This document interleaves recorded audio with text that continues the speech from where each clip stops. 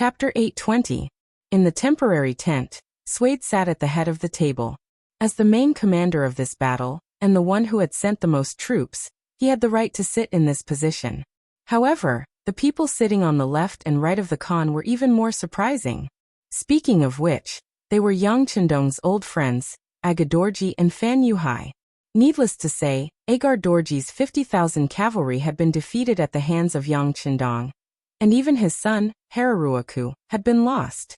If General Su He had not stepped in at the critical moment, he and his son would not have been able to escape. However, when they were completely safe and no one could threaten them, when the father and son were finally reunited, not only were they not grateful to Su He, they even scolded him for being disloyal after drinking. This strange father and son even blamed Su He for their defeat, believing that it was because he was greedy and afraid of death that he did not fulfill his responsibilities, which led to the final defeat. They had been brooding over this matter, and had been looking for an opportunity to take revenge. It was at this time that they encountered another cavalry unit on the grassland. Both sides immediately got on their horses and carriages, as if they were going to fight. But in the end they did not fight because the other party's general took the initiative to come out and say that he wanted to have a good talk with them. From afar, Agar Dorji noticed that the enemy had about 15,000 cavalry, which was about the same as his own army. But the difference was that he had brought some defeated soldiers and some men who had just been abducted from all over the grassland. Once the battle started, he wasn't completely sure how much combat strength they could exert. He wasn't even completely sure if they would turn around and run away when the battle started. With such an army, it was naturally best to avoid a fight if possible. Just like this, Agar Dorji met with the enemy General Fan Yuhai in front of the two armies. Through their conversation, he learned about the other party's background. Unexpectedly, the other party was also a defeated army that had escaped from the Jiaoji kingdom in the south of the Great Ming dynasty. Even the other party's cavalry was mostly captured and plundered along the way, which was very similar to his own. However, this was not the end of it. What was even more similar was that they had both been defeated by Yang Chendong. At this time, the two sides had found a common language, and for a time, they hit it off and regretted that they had not met earlier. What was even more rare was that this general called Fan Yuhai took the initiative to lower his status, stating that as long as they could defeat Yang Chendong's mercenaries, he was willing to respect Agar Dorji, which made the latter very happy. Originally, he thought that he had lost his main army, and he did not know how long it would take for him to rise again. Who would have thought that an opportunity appeared so soon? Overjoyed, he immediately agreed, and the two sides became allies, with Agar Dorji as the leader. Fan Yuhai was a famous general in Jiaoji, and had even brought a lot of trouble to Yang Chendong. However, because this person was very good at seeing the big picture, every time the situation was dangerous, he would always be the first to escape, which made Yang Chendong unable to catch him several times. After several exchanges, Fan Yuhai could also see that he was really not Yang Chendong's opponent. Although he was a proud person and usually did not put others in his eyes, he had to admit in his heart that whether it was the grasp of the battlefield or the fighting strength of the army, he was indeed inferior to Yang Chendong. Fan Yuhai could not help but feel like he was born in the east. Then he made an important decision, and that was to leave the south and go to the north. He heard that the grasslands there were fertile and very suitable for raising horses. Moreover, the people there were more martial spirit because of the climate and environment. In his eyes, these conditions were undoubtedly very tempting. With his ability and wisdom, it should not be a problem for him to carve out a piece of the world and create the strongest cavalry in the world. With these thoughts in mind, Fan Yuhai set off. After passing through dense forests and mountains, they finally arrived at the grassland after suffering countless hardships. However, he soon realized that there was a huge difference between what he had heard and the actual situation. Who said that grasslands had to be fertile? Most of the places he saw were deserts, and the degree of desolation shocked him several times. It was said that the south was a barren land, but in Fan Yuhai's eyes, it was far inferior to this boundless desert. However, since he had already made his choice, Fan Yuhai certainly wouldn't turn back. He could only make up his mind and continue to walk forward. Along the way, he also encountered some small tribes. Of course, he would snatch whatever he could and take whatever he could. This allowed him to expand his original 5,000 elite soldiers to the current 15,000. The army grew stronger and finally walked out of the desert and into the grasslands. Then he met Agar Dorji and learned more about this place. Fan Yuhai, who had always been known for his forbearance and intelligence, immediately decided to form an alliance with him and even respect him. He did not make such a decision because he was sincerely submitting to him. Instead, he wanted to use this opportunity to inquire about more things and understand more about the situation in this place. How could Agar Dorji know about this? Fan Yuhai being so obedient and tactful made him happy. At the same time, he answered almost all of Fan Yuhai's questions and explained the situation of this grassland without much effort. Fan Yuhai kept a smile on his face, but only the heavens knew how shocked he was in his heart. He lamented his bad luck to meet Yang Chendong here. And at the same time, he also lamented the speed at which Yang Chendong developed. Of course, there was also a voice in his heart that told him that this was his chance to turn the tables. Generally speaking, Fan Yuhai wanted to turn the tables not only because he had been defeated time and time again by Yang Chendong, but also because he wanted to get back at Yang Chendong. It was also because he realized that the forces here were intertwined with each other, and were mainly cavalry. This way, they could greatly suppress the power of the muskets. Wasn't this an environment that could greatly reduce the strength of both sides exactly what he wanted? With the idea of turning the tables, Fan Yuhai began to think. He proposed the idea of allying with the Mongol tribes of the Gobi Desert to deal with the mercenaries together. At first, Agar Dorji did not agree with this idea. First, their relationship was not good. Back then, he had wanted to snatch Sud Khan's daughter to be his daughter-in-law. Second, his strength was not as good as Sud Khan's, and if they formed an alliance, it would be difficult for him to take the lead. This was something that Agar Dorji, who was used to having his entire army move at a single command, could not accept. Who was Fan Yuhai? He was the best at reading people's minds. He quickly found Agar Dorji's concerns and said that no matter who the alliance was, he was willing to respect them. At the same time, he also said that he was willing to persuade Sud Khan. Once they succeeded, they would join forces to attack the mercenaries. If they won, it would be easy to share the benefits. If they lost, it would be fine. Once the opportunity was right, they could swallow the Mongol tribes of the desert. There was a large amount of land there, and countless horses and sheep. It was enough for them to rise from the ashes. After some persuasion, Agar Dorji saw hope again and finally agreed. Fan Yuhai also followed the direction that Agar Dorji pointed to. After entering the Mongol tribes of the desert, he quickly convinced Sud Khan. It was also easy to find an excuse. He directly said that the strength of the mercenaries was a threat to the existence of all the grassland tribes. In addition, he allowed Agar Dorji's tribe to continue to grow, so he might as well call them over to watch over them. If there was a chance, he could directly devour the cavalry under his command. This was also a way to strengthen himself. After some consideration, Sud Khan agreed to this decision. Just as Fan Yuhai said, he did not want to see the mercenaries grow stronger and become a threat to himself.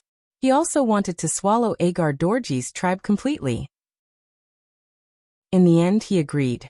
At this point, the alliance of the three forces was quickly formed under Fan Yuhai's guidance. The next step was to choose the location of the battle.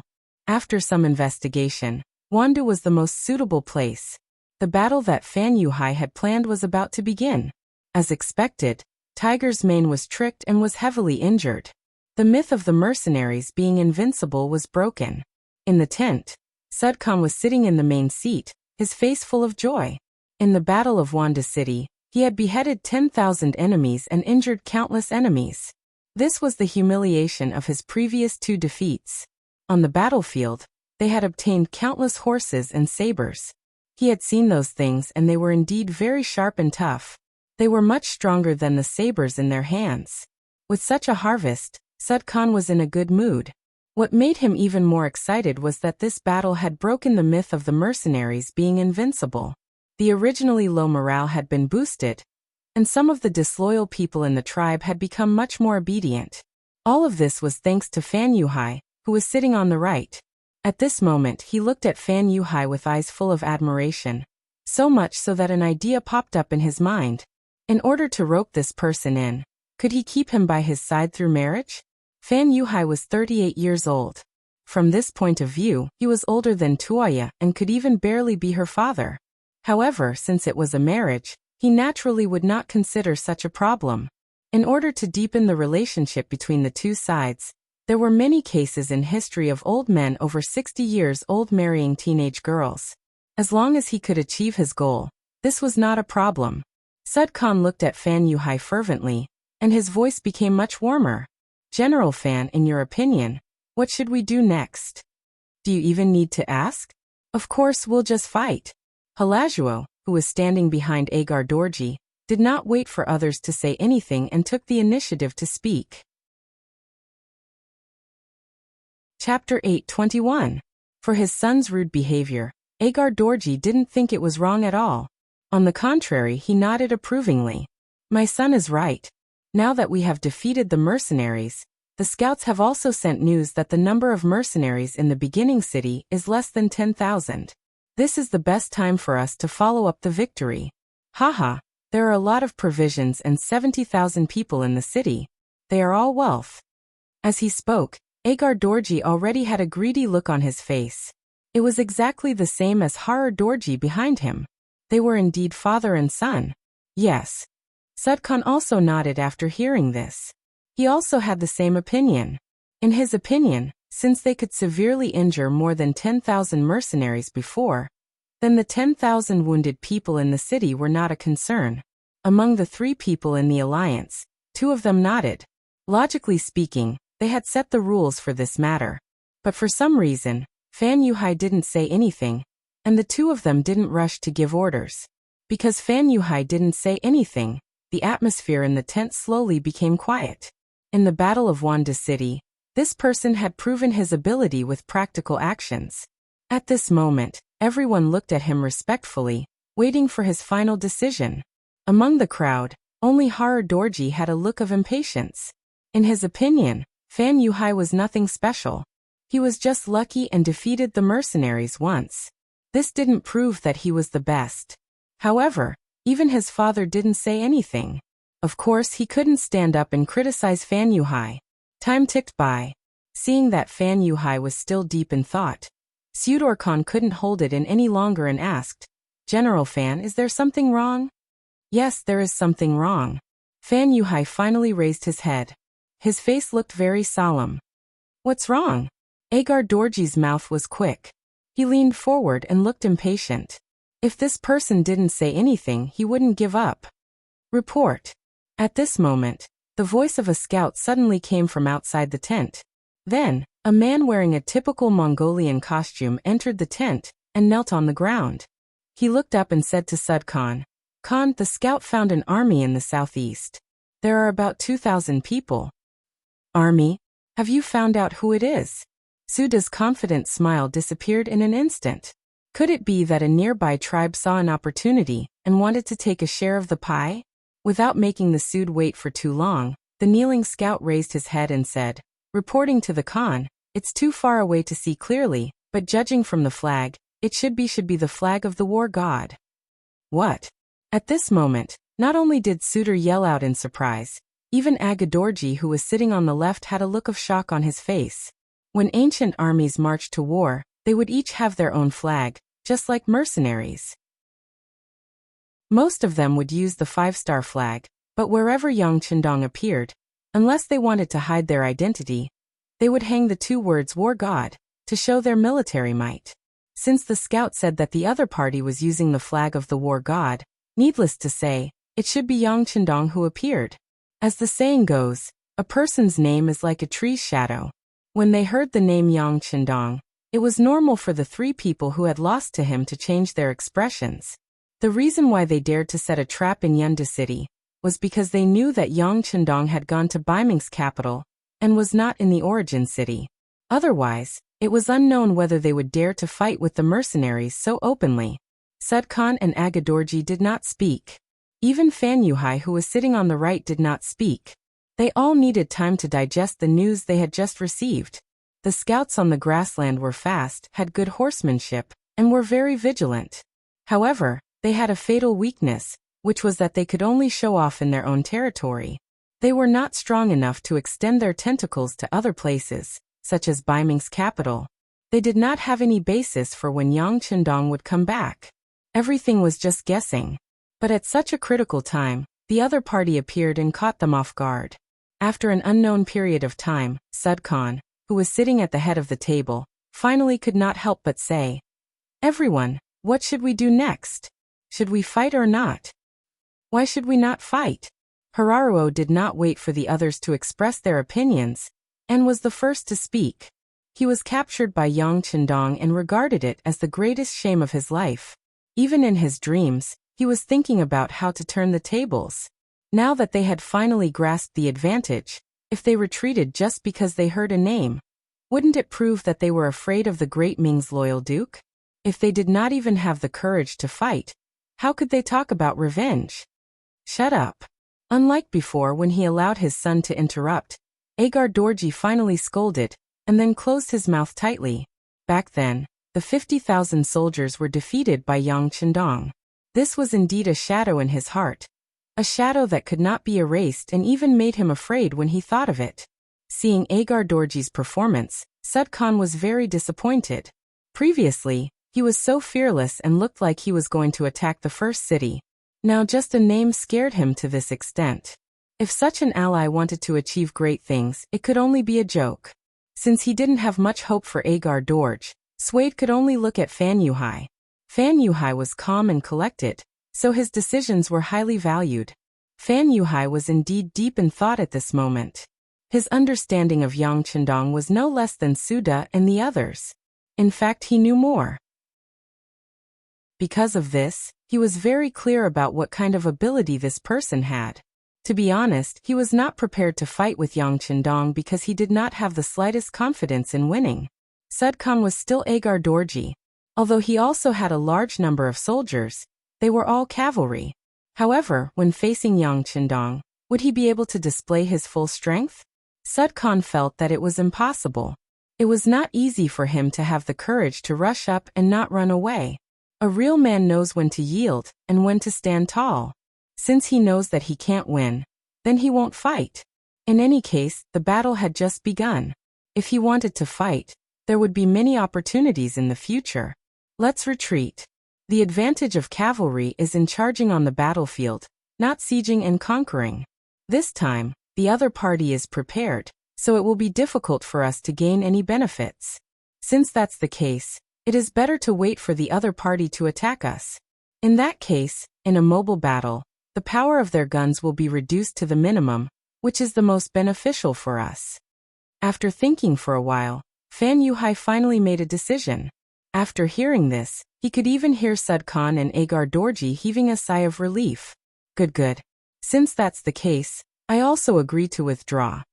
Just as Agar Dorji finished speaking, Sud Khan nodded. Since that's the case, we will retreat to Wanda City first and look for an opportunity. The Mongol Alliance army, who had been eyeing the first city covetously and wanted to destroy the first city, retreated. When Yang Qindong arrived with Xiaofeng's Cold Vanguard Regiment, he saw the other party retreating. "Sixth young master, should we charge up?" Ma Xiangshan's eyes were filled with killing intent as he asked excitedly. "No need." Yang Qindong shook his head. Xiaofeng's Cold Vanguard Regiment had just come into contact with war horses, so their horsemanship training still needed to be strengthened. At this time, they gave up the advantage of guns and charged up. Even if they fought, they would not have much chance of winning. Once they forced the other party, they might be bitten back. This was not what he wanted to see.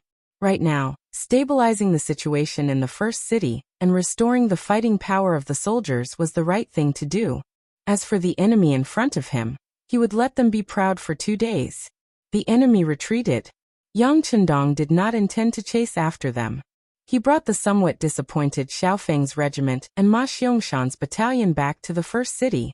At the city gate, in the cold weather, Tiger's Mane was kneeling naked with a few dried branches tied to his back.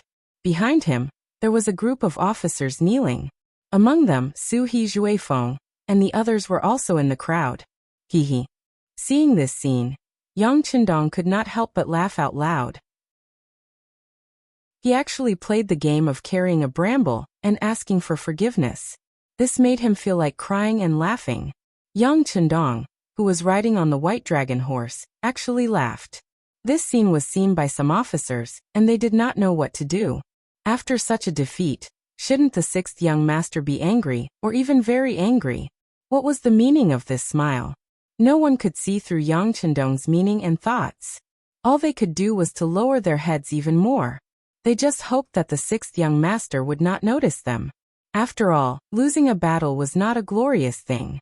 If they were remembered at this time, wouldn't they be asking for trouble? Everyone knelt on the ground and did not say a word. It was not until Yang Chendong led the army to the city gate that he looked at the kneeling people that he finally opened his mouth and said, "What? Is this how you welcome me?" Facing Yang Chendong's questioning, no one dared to remain silent. Especially Tiger's Mane, who had the highest military position. He was the first to raise his head and said with a pained expression, "Young master, we did something wrong. Please punish me." All right. Victory and defeat are common in war. After all, we didn't lose the city. Everyone get up. Yang Chendong had a smile on his face. There was no trace of anger. This extremely abnormal scene made many of the officers who were originally worried feel much more at ease. That's right. This time, they had lost the battle, but everyone had put in a lot of effort. They could only blame the enemy for being too cunning. Chapter 822. Under Yang Chendong's signal, Beta Persei also found a military coat and put it on Tiger's Mane. Then, everyone followed the sixth young master into the city. Although they had only been away for 3 months, the atmosphere in the city had changed. It was not as noisy as before. Even the number of people walking on the streets seemed to have decreased a lot. This was the reaction and result after a defeat. Yang Chendong saw this, but he did not say a word. The team arrived at the Yang mansion. After Xiaofeng's group was settled in the barracks, Tiger's Mane, Windchaser, and Su He all knelt on the ground. They were smart enough to know that this was the time for the sixth young master to punish them. Yang Chendong did not reprimand them in front of so many people, because he wanted to save them face. After all, they were all leaders. If they were scolded too harshly in front of their subordinates, it would not be beneficial for them to lead and command troops in the future. Since there were no outsiders, Yang Chendong casually found a chair and sat down. He glanced at the 3 people kneeling on the ground and said, "Tell me what's going on." Although he knew from the telegram that they were defeated, it did not explain what had happened. Without understanding, there was no right to speak. Yang Chendong wanted to know how the other party defeated Tiger's Mane and the others. After all conspiracies and tricks depended on one's own strength in the end. It was like a 3-year-old child. No matter how good he was at scheming, it would be difficult for him to defeat a 20-year-old strong man. "It's like this," Tiger's Mane said. Suhi and Windchaser added on. The process of the matter was clearly shown in front of Yang Chendong. The Mongols of Gobi Desert suddenly launched a large-scale attack on Wandu. To the outside world, the reason was that they had betrayed the Mongols of Gobi Desert. They were here to seek revenge. Mu Run, the general of Yendu, who had a guilty conscience and whose military strength was far inferior to the other side, wisely chose to leave and give up the city. After the news spread to the beginning city, Tiger's Man gathered the officers for a meeting. After discussion, they finally decided to take down Wanda City to reduce the threat that could threaten their existence at any time. After the decision was made, the corresponding military plan was carried out. The Independent Division was the main offensive force. Vice Division Commander Xian Honghai led 8 battalions, and the 1st New Recruit Regiment to carry out the mission. On the left, the 1st Cavalry Regiment was the main offensive force. Regiment Commander Zhui Feng led the 1st New Recruit Regiment, and the 2nd New Recruit Regiment followed. On the right, the Tatar Cavalry Regiment was the main offensive force. Regiment Commander Su He led the 3rd New Recruit Regiment followed. A total of 16,000 people launched a fierce attack on the city. Division Commander Tiger's Man would lead the remaining 8 battalions of the Independent Division, as well as Su Yunxing's Reconnaissance Battalion and Logistics Battalion to stay behind. They would be in charge of the security of the city and the supply of the army. Even 3 new regiments were sent out. This in itself was enough to explain the problem. This was originally a training operation. It was to bring the new recruits to experience the atmosphere of the battlefield, so that they could adapt to this environment faster and better. It was just a Wanda city, facing the Mongol troops of the Gobi Desert who had been defeated by them again and again. No one put them in their eyes. And the facts also proved that it didn't take long to take down Wanda city. The army just charged and scared the enemy away and occupied the city. And all the changes began to happen from this moment. Just as the army occupied Wanda city and was cheering for victory, suddenly, one explosion after another sounded in the city, followed by flames that soared high into the sky. The unprepared mercenaries were hit head-on. The explosion and flames devoured their lives and disrupted their battle formation. After the event, the number of soldiers who were burned to death by the explosion was close to 5,000. Other than that, there were at least 2,000 soldiers who were injured or burned. The chaos didn't end there. After the explosion and flames, countless Mongol cavalry appeared from all around Wanda city. They fired their bows and charged forward like a tornado in the desert. Without any preparation, the soldiers didn't know their generals, and the generals didn't know their soldiers.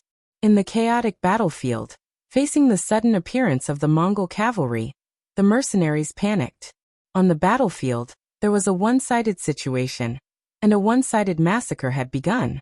At this point, Tiger's Mane raised his head and looked at the silent Yang Chendong and said, "The generals are still very brave."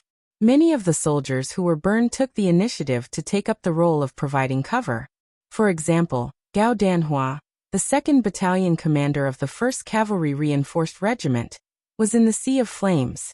More than 40% of his body was burned, but he still raised his sword and led the soldiers to charge at the enemy. In the end, he died on the battlefield. In this battle, we lost 10,000 soldiers and more than 4,000 were injured. Young master, it's all my fault. I made a mistake in my command. Please punish me. At the end of his speech, Tiger's Mane knocked his head on the ground again and again. Soon his forehead started to bleed, drop by drop. Enough. In the dull hall, Yang Chendong's roar finally came out. You are not sorry to me, but to the soldiers who died on the battlefield. Do you know how many families their deaths brought pain that can't be erased for a lifetime? With this roar, Tiger's Mane didn't dare to make a sound. He just lowered his head and cried. Wind-chasing Wolf and Su-He, who were kneeling on the side, also looked very gloomy. This time, Hu Meng, who was the commander of the army, was mainly responsible. But as his deputy, he didn't stop it and didn't find the problem. He was also guilty. The room became quiet again. After Yang Chendong shouted, his chest kept rising and falling. It was obvious that he was really angry. Beta Persei saw all of this and was also very worried. He stepped forward and whispered, Young master, take care of your body. It's bad for your body to be angry. Sigh. Yang Chendong sighed and then waved his hand. Forget it. This time, you are indeed responsible. But where did the fire come from? How did the Mongolian tribe in the north set you on fire? This is the main reason. Let me ask you, have you found out the reason? No. Tiger's Mane raised his head again, but the shame on his face was even heavier. This result seemed to be within Yang Chendong's expectations. He could also understand. After losing to such an extent, everyone was only thinking about how to defend the city. How could they have time to think about other things? He didn't say anything about it, and just summed up this defeat. The 3 of you are senior officers. Each of you will be recorded with a major demerit, and your salary will be deducted for a year. If you commit the same mistake again, you will be removed from the military. Do you have any objections? No. Tiger's Mane and the other 2 couldn't help but tremble when they heard this. That was a major demerit. This was a very serious warning. According to the rules, if they committed the same mistake again within a year, they would have no chance to be in the military. However, compared to the soldiers who died, this result was not so hard to accept. Alright, I'll say it again. There is no such thing as a permanent victory in war. Since we lost today, we need to learn from our experience and not make the same mistake again. Now let's think about how to raise the morale of the soldiers. Just now, You said that everyone's performance in the battle was not bad. Do you have any examples? Yang Chendong had already punished them. The dead could not be brought back to life. He had to continue his career. He couldn't just stop because of a defeat. Yes, there is.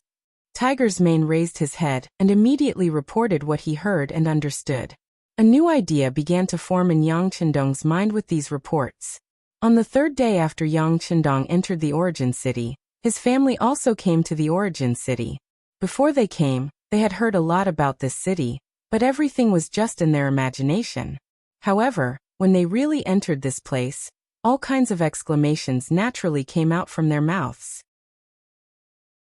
The origin city was naturally much worse than the capital of Baiming. It was even a little worse than the old city like Xian Mansion. However, after walking through the snow and seeing the vast white grassland, it was very difficult to see such a big city here. After only 2 days, the number of people on the streets of the city had begun to increase. The messenger of longevity heaven had returned. The god of war had returned. This was like a shot in the arm for everyone, allowing the people in the city to see hope again. If Yang Chendong's return was a kind of spiritual stimulation, then the compensation for the soldier's death that was distributed to the people in the past 2 days was real. They could see and feel the benefits. Under Yang Chendong's order, the treasury in the city was opened. More than half of the accumulated money was taken out to pay the families and relatives of the soldiers who died in the battle. When the real money was openly sent to the families of the Mongolian people by the mercenaries, the shock naturally appeared. The Mongolians were said to be a race on horseback, because they had been in contact with the idea of the weak being prey to the strong since they were young. They paid attention to the strong being respected. The strong enjoyed everything and got everything. As for the weak, or even the dead, no matter how powerful they were when they were alive, they were just a pile of white grain after death. Just like Genghis Khan, he lived at the bottom for several years after his father's death. The strong enjoyed everything, and the dead turned into ashes. This seemed to have become an iron law on the grassland. But now, Yang Chendong had broken all the rules. The families of the dead soldiers received generous compensation in gold and silver. Although this couldn't bring the dead back to life, and couldn't make some people forget the joy of losing their loved ones, it was still better than not receiving anything, especially when they received a lot. The dead soldiers each received at least 50 taels of compensation. Those who were officers would receive even more. Chapter 8:23. For this alone, the beginning city had paid 800,000 taels of silver. Such a huge figure was not something that other forces could afford. This move quickly stabilized the situation in the city, and the people in the city quickly felt grateful. Many people knelt down and kowtowed in the direction of the young residents in the city the moment they received the silver. The families of all the soldiers who had died received pensions. The complaints in the city disappeared, and there was a smile on people's faces. However, this was not all of Yang Chendong's means. Next, he announced that the award ceremony for the soldiers who had made meritorious contributions would be held in 3 days. At that time, the soldiers who had made meritorious contributions in this battle would be promoted in official positions and actual material rewards. As soon as the news came out, the people in the city were in an uproar. Didn't they lose the battle? How could there be rewards?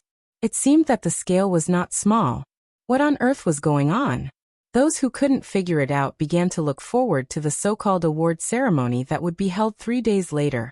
Scattering gold and silver was Yang Chendong's contingency measure after he returned to the beginning city. Money might not be able to buy sincerity, but it could stabilize people's hearts and stimulate them. If it was supplemented by great benefits, it would definitely have an unimaginable effect. During these 3 days, Yang Chendong did not accompany his wives. He only instructed the teachers and students of the Yang Family Academy to walk around the city and take a look. He spent all his time on stabilizing the morale of the army. For example, he went to patrol the barracks, chatted with the soldiers to understand their psychological thoughts and movements, went to the hospital to visit the soldiers who were injured because of the battle, went to the homes of the people to comfort the families of the martyrs who had died, and so on. These actions allowed Yang Chendong to quickly gain the morale of the army and the public. The uneasiness in the city because of the defeat was almost suppressed by him alone. In the blink of an eye, the third day arrived. Early in the morning, the largest square in the beginning city was surging with people. Under the strict protection of the army, the award ceremony began. Just like before, the 2 carriages of shining silver tails were pushed to the center of the square. Yang Chendong once again put on his commander's uniform and walked up to the podium. Under the watchful eyes of the crowd, names were read out one by one from his mouth. The young Mongolian men in brand new military uniforms stepped onto the podium and personally received the war hero medals from Yang Chendong, Tiger's Mane, Beta Persei, Xiaofeng, Windchaser, Luzhua, Suhi, and Xian Honghai. They also received the military rank that only military officers could wear. They also received the heavy silver tray that made them bend down. In front of Yang Chendong, the young Mongolian man Batu stood. In this battle he joined the battle as a recruit. In the raging fire, he was not only not afraid, but also fought bravely with the cavalry of Ma Bei. He killed 2 enemies and rescued the injured battalion commander of the 1st Battalion, Deng Yu, at the critical moment. It could be said that he was one of the few people who performed very well on the battlefield. When Batu's deeds were reported to Yang Chendong, he felt that there was something to be done in this matter. Finally, under his support and decision, he became a typical example among the recruits and stood on the podium of the award ceremony. Yang Chendong personally hung a 2nd-level war hero medal on his chest. At the same time, he also gave him a 2nd lieutenant's military rank with 1 bar and 500 taels of silver as a substantial reward. Holding the tray in his hand, Batu's face was red, and his face was full of smiles. "Do well, I am optimistic about you." Like many leaders in later generations, Yang Chendong patted Batu's shoulder to encourage him. It was these 7 words that made Batu extremely excited, until he walked past Yang Chendong and came to the podium that was equipped with loudspeakers and batteries. His face was still red and excited. "Hello everyone. My name is Batu. I am a native Mongolian. I grew up in a happy family. My father, mother, and sister accompanied me as I grew up. At that time, the sky was so blue and the water was so fertile. Even when it snowed in winter, the snowflakes were so pure and white. But all this happiness was disrupted by a sudden incident. That day, Furwala bandits came to my house, my father." Batu was still talking about his strength on the podium. Yang Chendong and the others had already taken their seats in the 1st row of the podium. Sitting on his right was Beta Persei. Yang Chendong had already read the investigation about Batu's day. He knew that he would be Beta Persei's future brother-in-law, so he took this opportunity to give him a chance. Now, it seemed that this person's performance was not bad. Seeing Beta Persei looking at him, Yang Chendong said softly, "Not bad, he did very well." "Thank you, young master, for your praise and for giving him this opportunity." Beta Persei was also very excited. Then he looked at Batu, who was still on the podium, with a gratified expression. Although he and Kikij spent 2 days and 2 nights teaching him, it was undeniable that what he said was the truth, and it was also the most infectious for other Mongolians with similar experiences. To be able to achieve this effect, everything was enough. Beta Persei was not the only one who spoke. 2 other Mongolian soldiers who had made contributions in this battle also spoke. Their experiences were different, but the goal of the topic was the same. It was about the benefits of joining the mercenary army, and how their lives had changed after joining the army, and what kind of tempering their lives had been through. Hearing this, the people in the city who came to participate in this award ceremony were either excited, or had tears in their eyes, or, this was a successful conference. After all the processes were completed, the last item of the conference was announced by Tiger's man. Just before the end of the conference, he announced the recruitment of new soldiers in the city, and it immediately received strong support from the people who attended the conference. Previously, Yang Chendong did not advocate the recruitment of soldiers because the resources in the city were limited. It was very expensive to raise an army, not to mention that the treatment of the mercenary army was so good. But in this battle the losses were too great, so there were a lot of vacancies. Thus there was a need to recruit soldiers. At the same time, this was also a way to tie everyone's interests together. Think about it. When every family had a mercenary recruit, wouldn't everyone's safety be tied together? It was really a case of, if one's glory is glory, then one's glory is glory, and if one's loss is also loss. A total of 1 to 200,000 taels of silver had been spent, and dozens of soldiers had been promoted to platoon leaders and deputy platoon leaders.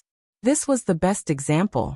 Under the double temptation of money and glory, the new recruits' registration area in the city was immediately overcrowded. In the 4 months that Yang Chendong was not around, the total population of the beginning city had increased from the original 50,000 people to nearly 70,000 people. Among them, there were a total of 15,000 young men. However, it was still very easy to recruit 6,000 new soldiers from these people. As for the other sources of soldiers that were lacking, they would have to think about the logistics team. The logistics team was not only responsible for managing logistics. There were 2 very special units. One was the construction team, and the other was the prisoner camp. Their population alone had exceeded 10,000 people. They were all made up of prisoners who were captured in the war. The former was the reserve troops of the mercenary army that had surrendered, while the latter had not completed the transformation, and had not completely surrendered. Choose 6,000 people from the construction team to reorganize into the army. Choose another 6,000 people from the prisoner camp to enter the construction team, and continue the transformation. Tell them that as long as they perform well, they may be able to become a member of the mercenary army. If they don't perform well, they will work for the rest of their lives. Since Yang Chendong had spoken, as the nominal leader of the logistics team, he took over this task and began to adjust. It had only been a few days since they returned to the beginning city, and the losses of the army from the previous battle had been replenished. Perhaps their combat power was not as strong as the previous mercenary veterans, but at least in terms of numbers, they had reached the same level as before. Even in terms of morale, there was not much difference. Seize the time to train. Let the new veterans get used to each other as soon as possible, and meet the requirements of being able to go to the battlefield. After leaving these words to Tiger's Mane and the others, Yang Chendong left the barracks outside the city, and returned to the Yang Mansion in the city.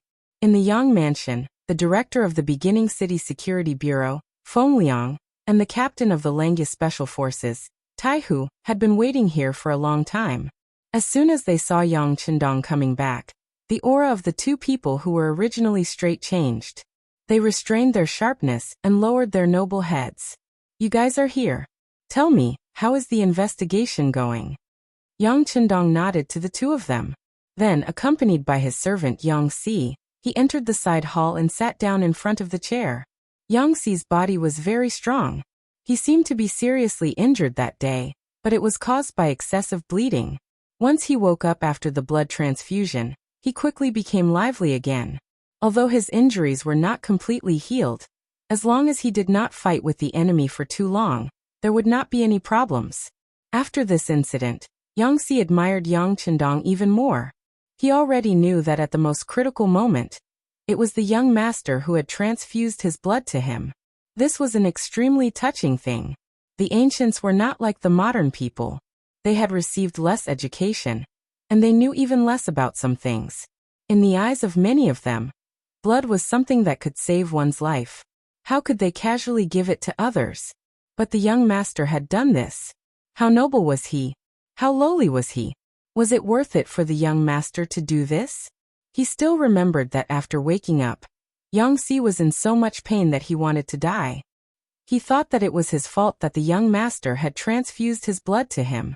Later on, the doctor, Yuan Heping, explained a lot of things to him, and said that human blood could be produced by themselves. As long as he did not bleed excessively, he could slowly recover. But from then on he became even more loyal to Yang Chendong. Chapter 824. Yang Si stood beside Yang Chendong less than 2 meters away. This was to ensure that no matter what danger occurred, he could step forward at the first moment and use his body as a meat shield to protect the young master's safety. Yang Chendong sat down and his eyes fell on Feng Liang and Tai Hu. As soon as he returned to the first city, he sent these 2 people out with only one purpose: to inquire about the actual situation of Wanda City, and why the fire suddenly broke out in this battle. The explosion was easy to understand. Gunpowder could do it. And this kind of thing was not an exclusive secret. Baiming knew it, Nanming knew it, and the Mongolian tribe naturally knew it. However, it was winter now, and there was snow everywhere. Yang Chendong could not figure out how the fire started. Feng Liang took the lead in reporting. Sixth young master, we spent money to bribe a middle-level Mongolian tribe member, and know these names, Agar Dorji and Fan Yuhai.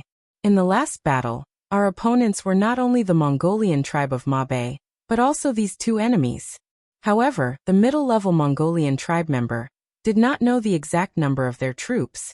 He still needs time to investigate. After saying this, Feng Liang lowered his head. In this battle, the intelligence department did not follow up. Speaking of which, the Security Bureau was also responsible for the defeat. Originally, they thought that they could make up for their mistakes. However, it was obvious that Fan Yuhai had long been prepared for this. He actually said that he had 40,000 troops. At least, that was what the middle-level Mongolian man who was bribed said. Feng Liang was not a fool. Naturally, he would not believe it easily, let alone report this result. Therefore, he would rather be criticized than to find out the truth. When he heard the name Agar Dorji, especially Fan Yuhai, Yang Chendong, who was originally sitting there, could not help but frown. He had never thought that these people would mingle together.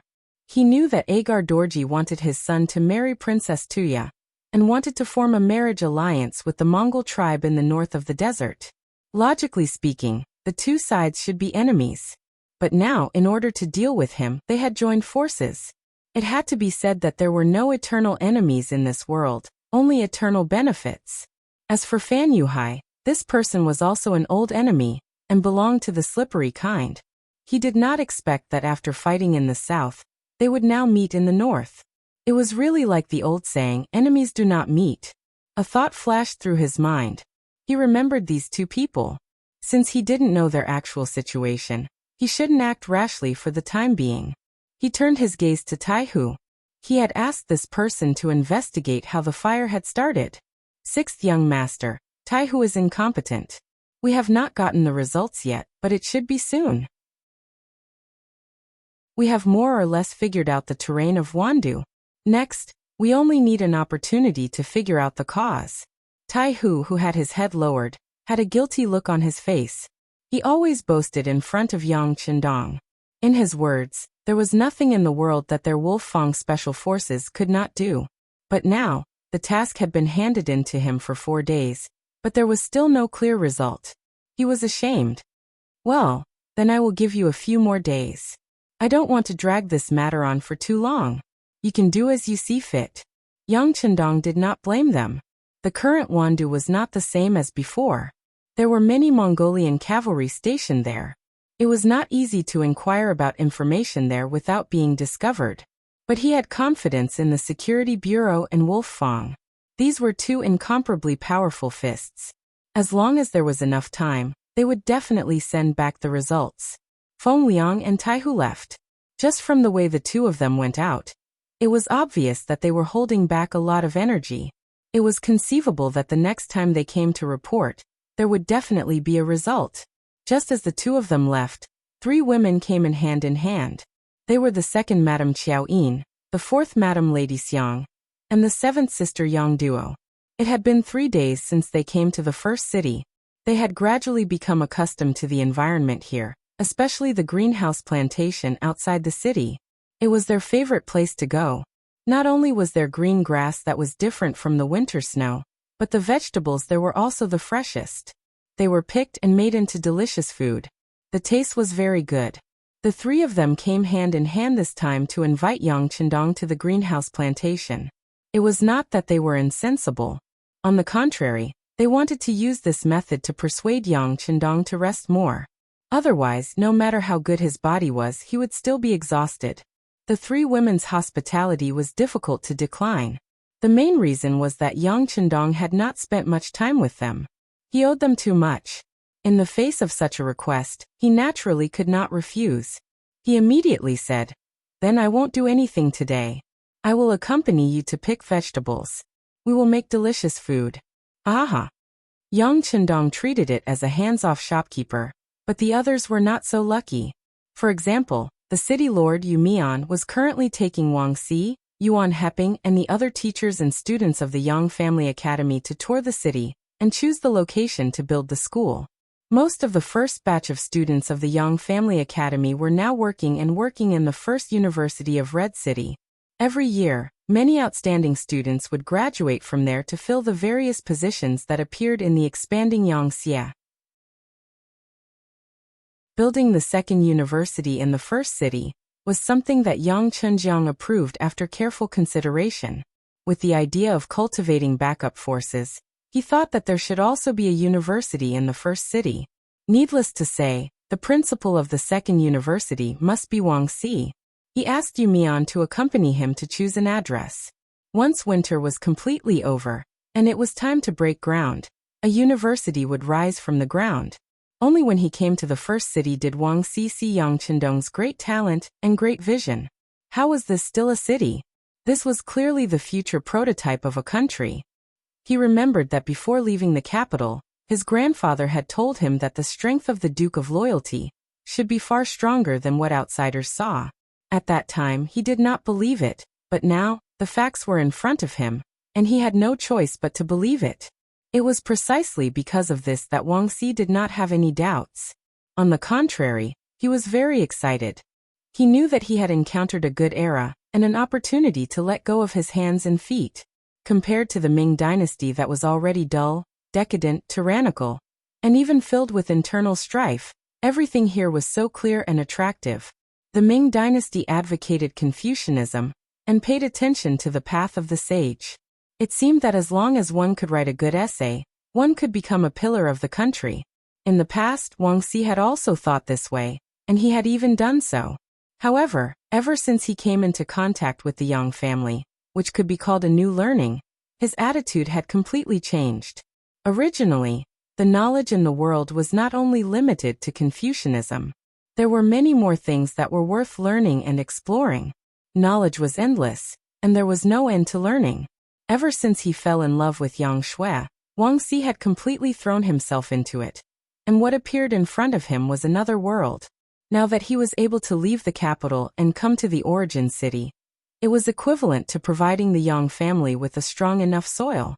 In addition, Yang Chendong rarely used people based on seniority.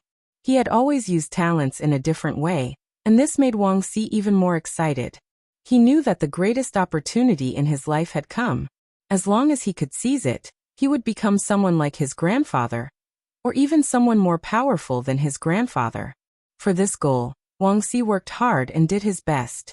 The first step was to choose the location of the school. Both Yu Mian and Wang Si were serious people. When they came together, they were naturally very careful in choosing the location of the school. Fortunately, there were too many open spaces in the origin city, and there were too many places to choose from. After just one day, the new location of the school was decided. Then it was reported to Yang Chendong for approval. What kind of courses would be held in the new school, and who would be the preacher were the problems that the future principal, Wang Si, would have to consider after all. Finally, there was a chance to show off their skills. This was a good thing for most of the students of the Yang Family Academy. In the future, they would not be confined by various rules. They only needed to follow their own thoughts and work hard to complete it step by step. If their performance was outstanding, there should be no problem with a golden path for them to walk on. One had to know that their teacher was loyal and courageous. With this, how could the students be afraid that they would not have a future? Of course, not every student was so excited. Just like Junko, one of the few female students, she was very conflicted at this moment. She left Beiming with the team. Along the way, she saw the different customs and environment of the Great Ming Dynasty. It let her know how vast the real Great Ming Dynasty was. It also let her know that her country was so small and weak. As soon as she arrived at the origin city, a new feeling once again refreshed her worldview and outlook on life. Although many of the people living here were not rich, their faces were full of happiness from the bottom of their hearts. Although some of them had just lost their loved ones because of the defeat, this did not break them down. On the contrary, many people thought that the reason why they lost the battle was because there was no god of war to command the battle. Now that the god of war had returned, they would still restore their history of winning every battle. Their future life would only be better. This kind of yearning for the future, as well as a positive and optimistic attitude, was very infectious even when Junko walked on the street. In contrast, her country, including her father and those ministers, only knew how to fight for fame and fortune in a small place. But in fact, how many people really cared about the lives of the people? Chapter 8:25. Everyone else was seeking change, and they were all getting better and better with each passing day. Where should Japan go from here? As a member of the royal family and a princess, Junko had to have some ideas. But at the same time, a choice was placed in front of her. Should she return to Japan now or stay here to learn more? Walking out of the capital of Beiming, Junko knew that she was safe. Here, Yangchendong was the sky and the earth. As long as there was no order from him, no one would restrict her actions. That was to say, from the moment she stepped into the city, she had gained complete freedom and the right to choose. If she stayed, she should be able to learn more. She could see how the academy developed from nothing, how it grew, and how it combined what she learned with reality to benefit the country and the people. It could be said that this was a very good learning process. Once he learned it, one day when he returned to Japan, if he learned from it, he should be able to shake Japan, bring a new wind there, and strengthen himself. But would reality give her so much time? Junko asked Yang Chendong and knew that the advanced artillery that her father wanted had been passed to Japan. That was to say, the battle between the royal family and the general might start at any time. If that was the case, how could she still have the heart to stay here? She wanted to go back and help her father. Junko was troubled by whether to leave or stay for several days. But in the end, the honor of the country prevailed over everything. She finally made the decision to leave. As for whether she would lose the best opportunity to learn after doing so, she really couldn't care less. Junko came to the Yang mansion and said goodbye to Yang Chendong. She was received in the study. The study was an important place in the Yang mansion. Usually, even the two madams were not allowed to come here without permission. Just like when they were in the Yang manor, this was already an iron law. Generally, those who could be received in the study were important people. Junko was surprised to see Yang Chendong here. But thinking that she was going to leave, she didn't have so many thoughts in her heart. Yang Chendong was sitting at the desk, writing something. Feeling Junko's entry, he said without raising his head, "Wait a little longer. It will be done soon." Yes. Over the past 2 years, Junko had already gotten used to Yang Chendong's orders. She involuntarily complied, and sat down on the chair placed in front of her. Then she sized up the study room. This was the first time she had entered this place. She saw many books on the bookshelves. Just by looking at the names, she could tell that many of them were not available outside. This could be seen from the gorgeous book covers. Yang Chendong didn't have to wait for long. He stopped writing, stretched, and turned to look at Junko. For a moment, their eyes met. Today, Junko seemed to have dressed up and put on some light makeup. Her skin looked very clean, and her face was also very clean. Coupled with her delicate facial features, she gave people a very comfortable and pleasant feeling. "Have you made your decision?" His eyes only stayed on Junko's face for a moment, then moved to her eyes and asked. "Yes." Facing such a gaze, even a somewhat burning one, Junko didn't know why she was a little nervous. She just answered and quickly lowered her head. Yang Chendong said generously, "If you want to leave, then leave. This is my promise to you. You don't have to be so evasive. You don't owe me anything. By the way, I just wrote something. If you really want to go back to Japan and build an academy, it may be of help." He actually wrote something for me?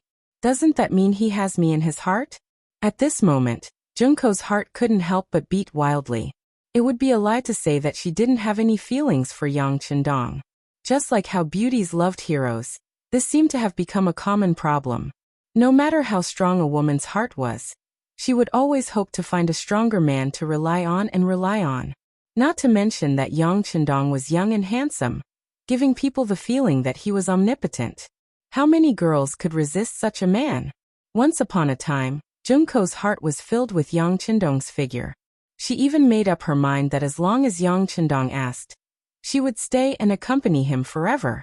Even though she knew that Yang Qindong already had 5 wives, she still took the initiative to ignore this layer. Even if she was a country's princess and couldn't marry as a concubine, she still threw these fetters aside. Unfortunately, from the beginning to the end, Yang Qindong didn't take the initiative to ask her to stay. At most, he gave her a choice. This feeling finally made Junko give up the beautiful dream in her heart. She decided to leave. But now, when Yang Qindong's somewhat burning eyes looked at her, she found that her determination was still not enough. Her heart couldn't help but have other thoughts. Thank you. After a long time, Junko finally opened her mouth. At this time, after a struggle in her heart, she finally made the decision to leave here. Compared with her feelings as a princess of Japan, she was more worried about her father's foundation. This might be a kind of mission of being born in the imperial family. You're welcome. You're my student. Yang Qindong smiled. He might not have noticed the change in Junko, or he might have noticed it, but he didn't want to say anything about it. Yes, I'm his student. Junko suddenly smiled at this moment, then raised her head and looked at Yang Qindong, revealing a bright smile. Thank you for taking care of me for so long. If possible, on behalf of my father, I welcome you to Japan. At that time, I'm willing to be your guide. Definitely. Yang Qindong smiled. He had to go to Japan, but when that day came, he was afraid that not many people would sincerely welcome him. By the way, a battalion of soldiers will go out of the city the day after tomorrow. They will go to the sea town in the newer Gandusi area to receive the goods shipped from the sea. You can leave with them. Those soldiers will protect your safety along the way. Thank you. After thanking him again, Junko didn't know why, but her heart seemed to be empty, as if something had dissipated. This made Junko, who was holding a stack of documents, walk out of the Yang mansion with a stunned expression on her face. Until she stepped out of the Yang mansion's gate, tears flowed down her face. She thought that maybe she would never see him again in the future. But what she didn't know was that they would meet again soon. It was just that at that time, it would be in a different way. Yang Qindong didn't show any discomfort with Junko's departure. This woman was very beautiful and smart. For a certain period of time, she really touched his heart, and he even had the idea of marrying her as a concubine. But his own ideals and mission made him not say those words. Even though he clearly knew that even if he asked her to stay now, there was still a high chance of success, he still didn't do that. She has her own mission after all. I just hope that she can be safe. When we meet again one day, maybe everything will come naturally. After sighing in his heart, Yang Qindong shook his head and temporarily put Junko's matter aside to consider the situation in Start City. The weather had begun to warm up, and the ice and snow also showed signs of melting. Once the grass began to grow again, spring would come for the tribes on the grassland. The newly grown water plants would be very beautiful, which was also the favorite and happiest time of the nights. Of course, it was also the time when war broke out. How to seize this opportunity to expand the influence of Start City and expand their territory in such a season became a practical problem in front of the mercenaries. Well, the necessary preparations are necessary, but before that, we still have to deal with the enemies in Wanda City first. This is not only for revenge. Such a large-scale enemy will not be allowed to exist near Start City. Yang Qindong was determined to occupy Wanda City. Previously, General Mu Run was there, and he cooperated with him.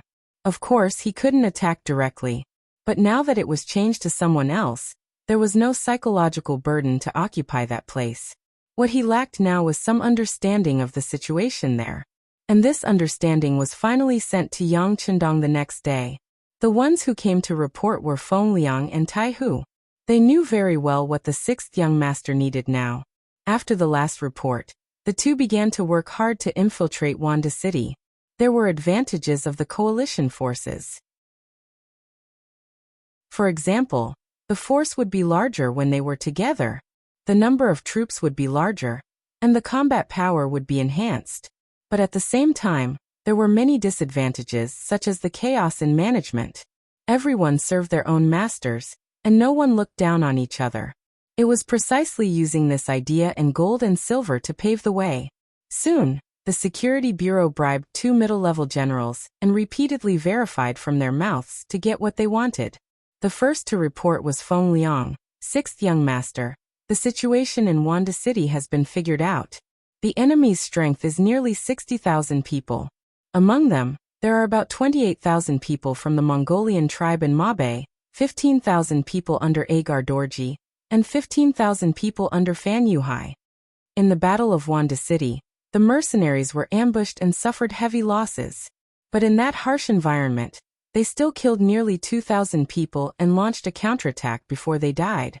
From this point of view, the intelligence of the Security Bureau was very accurate. 6th young master, our people have successfully infiltrated the city. We finally found out that the thing that caused the fire was crude oil. Oh, it's this thing. Taihu took out a porcelain bottle from his bosom. It was filled with crude oil that he had obtained from the city. Chapter 826. Crude oil. Yang Chendong raised his eyebrows and reached out to take the porcelain bottle. After opening it and smelling it, he nodded involuntarily. He had read about the so-called crude oil in some books before. This thing should be said to have been recorded as early as the Han Dynasty.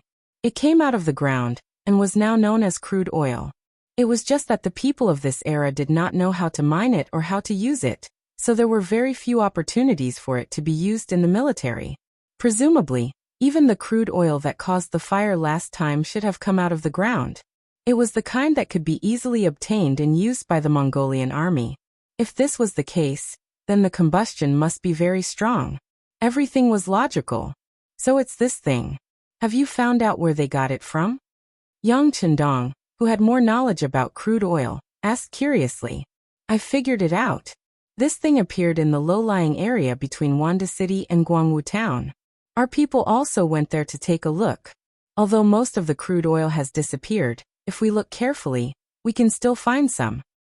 Taihu replied with his chest puffed out. It could be seen that this time they really put in a lot of effort and investigated everything very clearly. Is there still this kind of crude oil in Wanda City? Yang Chendong asked a question that he was very concerned about. I don't know yet, but please give us some time. We will definitely investigate it clearly. Taihu shook his head lightly, and then asked for orders with a determined expression.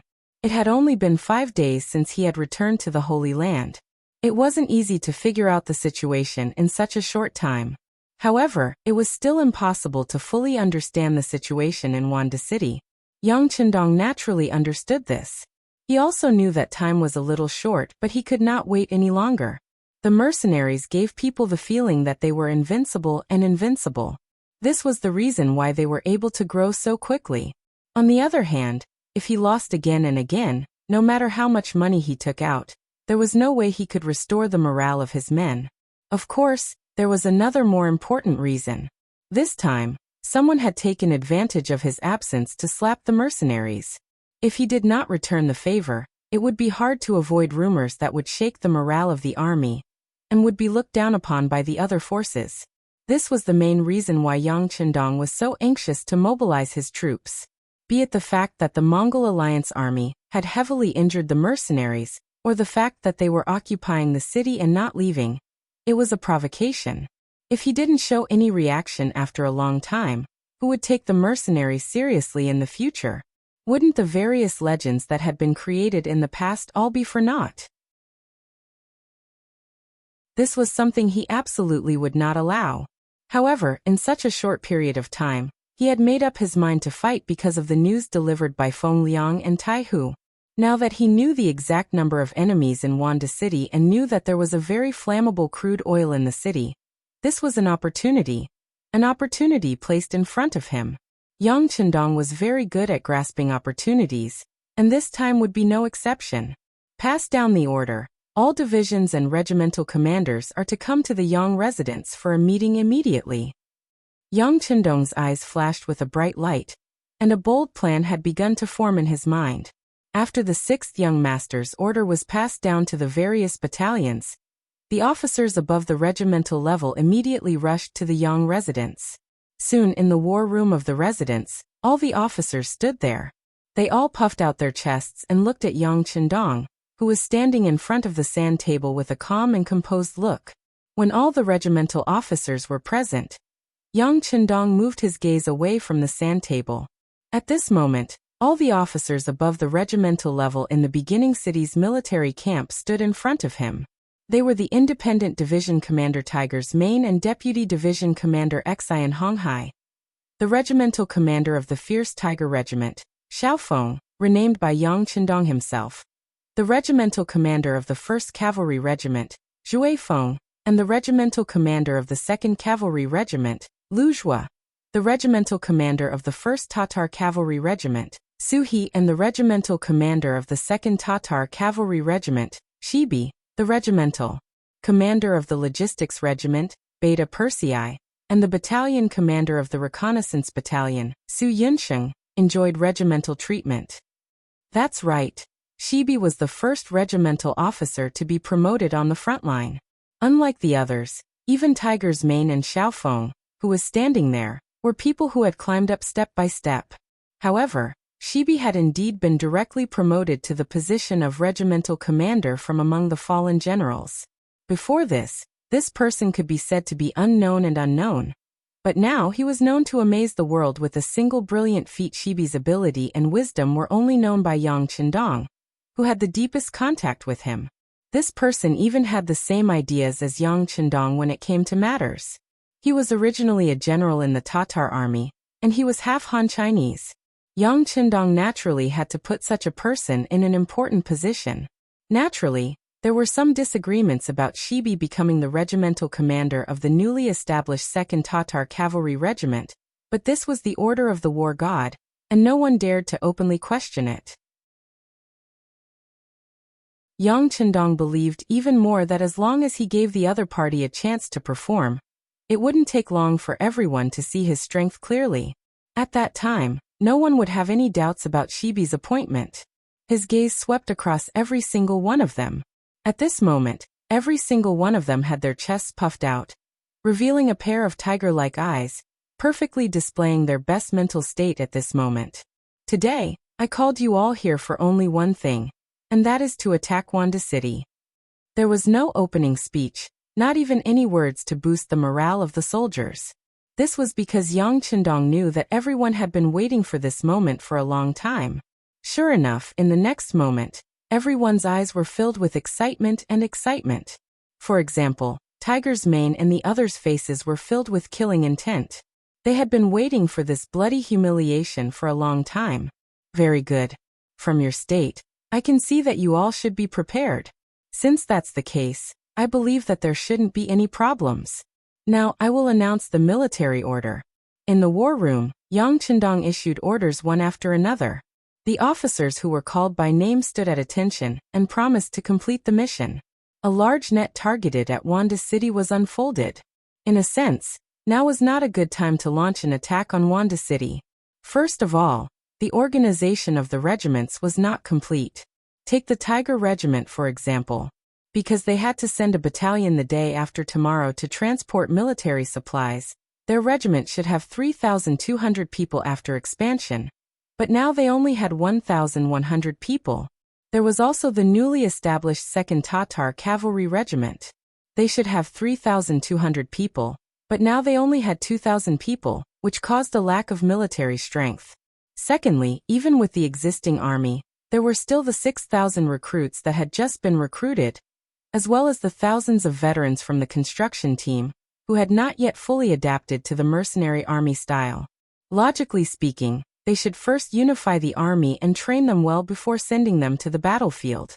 But in this way, it would take at least a month or two for them to complete their training, or even longer. Yang Qindong could not wait any longer. He did not dare to think about what the other grassland tribes would do if he could not display the powerful combat power of the mercenary army in a short period of time. He was afraid that at that time, he would not only have to deal with the 58,000 people of the Mo-Bay coalition army, but also more. He could not wait. Moreover, sending troops now could also have an unexpected effect. Yang Qindong believed that they had a 60% chance of winning this battle. If they also had advanced weapons and were prepared in advance, this battle could be won. A series of orders were issued. All the officers did not doubt him. Although they knew that they were lacking in various aspects, this was the order of the god of war. They had to obey. From the fact that the god of war could not win without a battle, they also firmly believed that this time the victory would belong to them. The officers accepted the order and left one by one. In the end, except for Beta Persei, everyone left. Then the tall but cheeky Beta Persei came in front of Yang Chendong. "Young master, let's make a deal. Don't let our logistics team stay at home. I want to fight too." "No." Yang Chendong's expression became much more serious.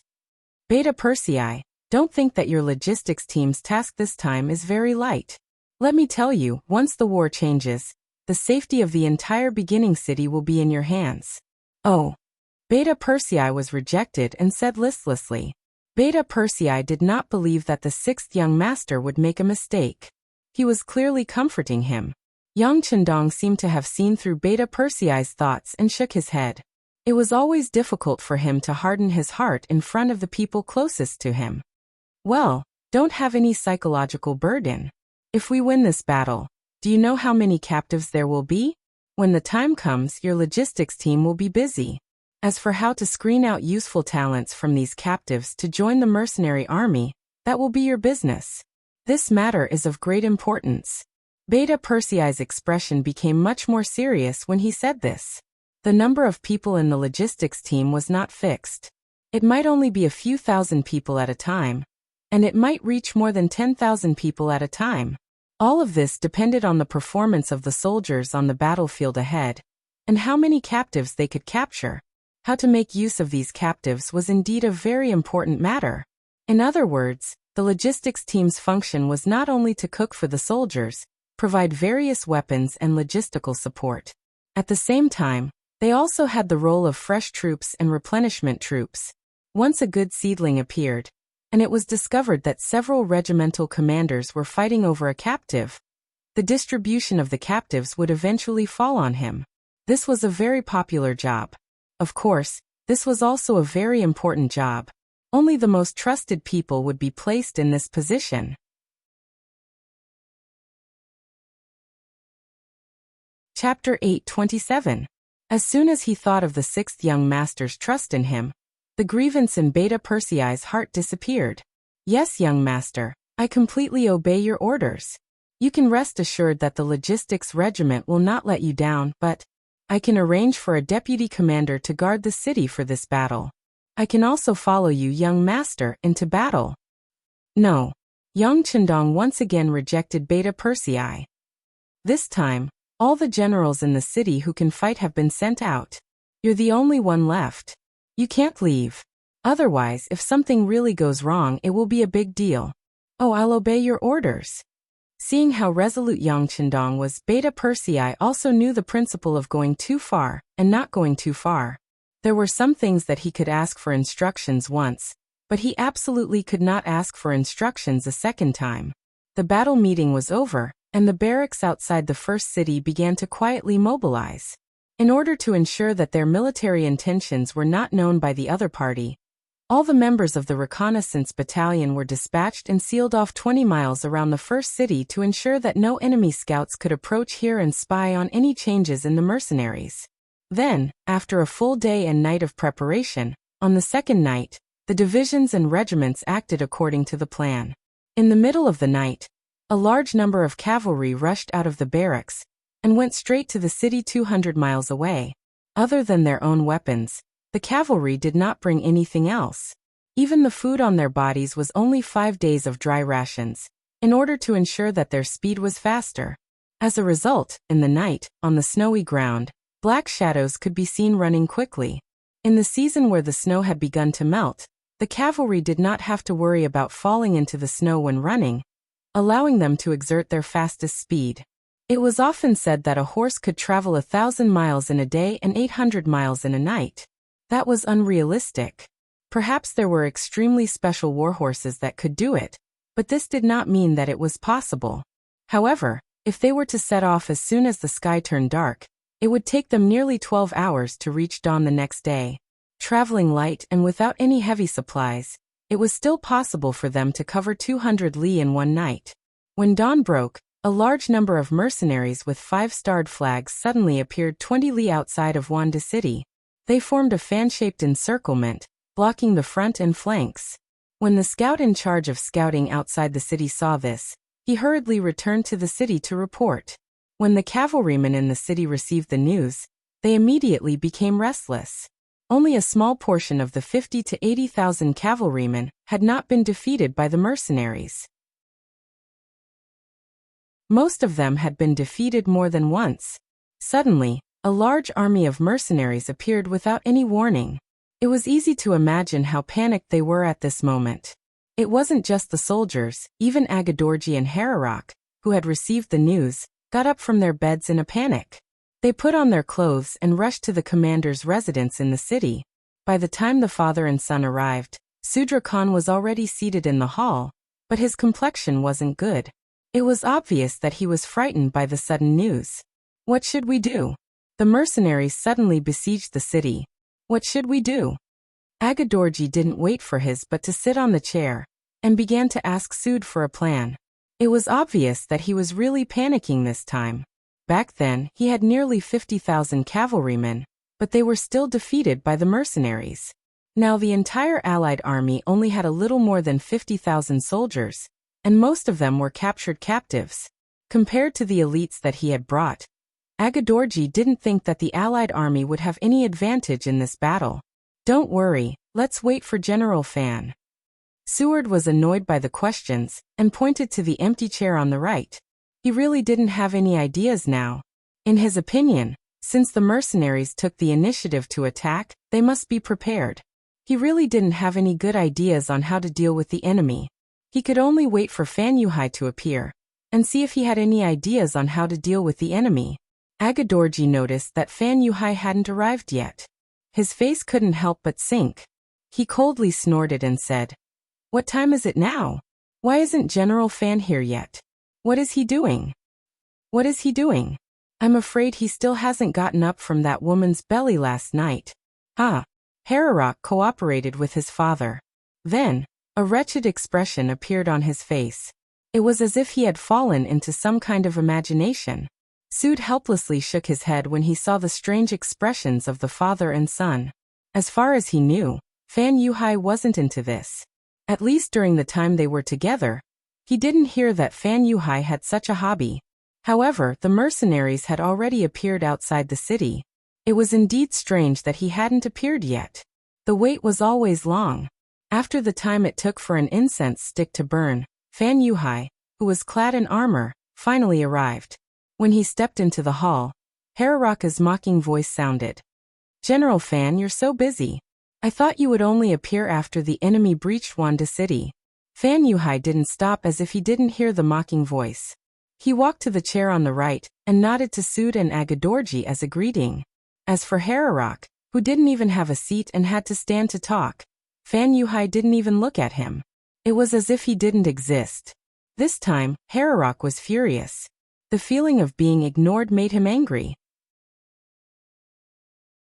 He wanted to continue mocking Fan Yuhai, but at this time Sud said, "General Fan, you know about the mercenaries outside the city, right?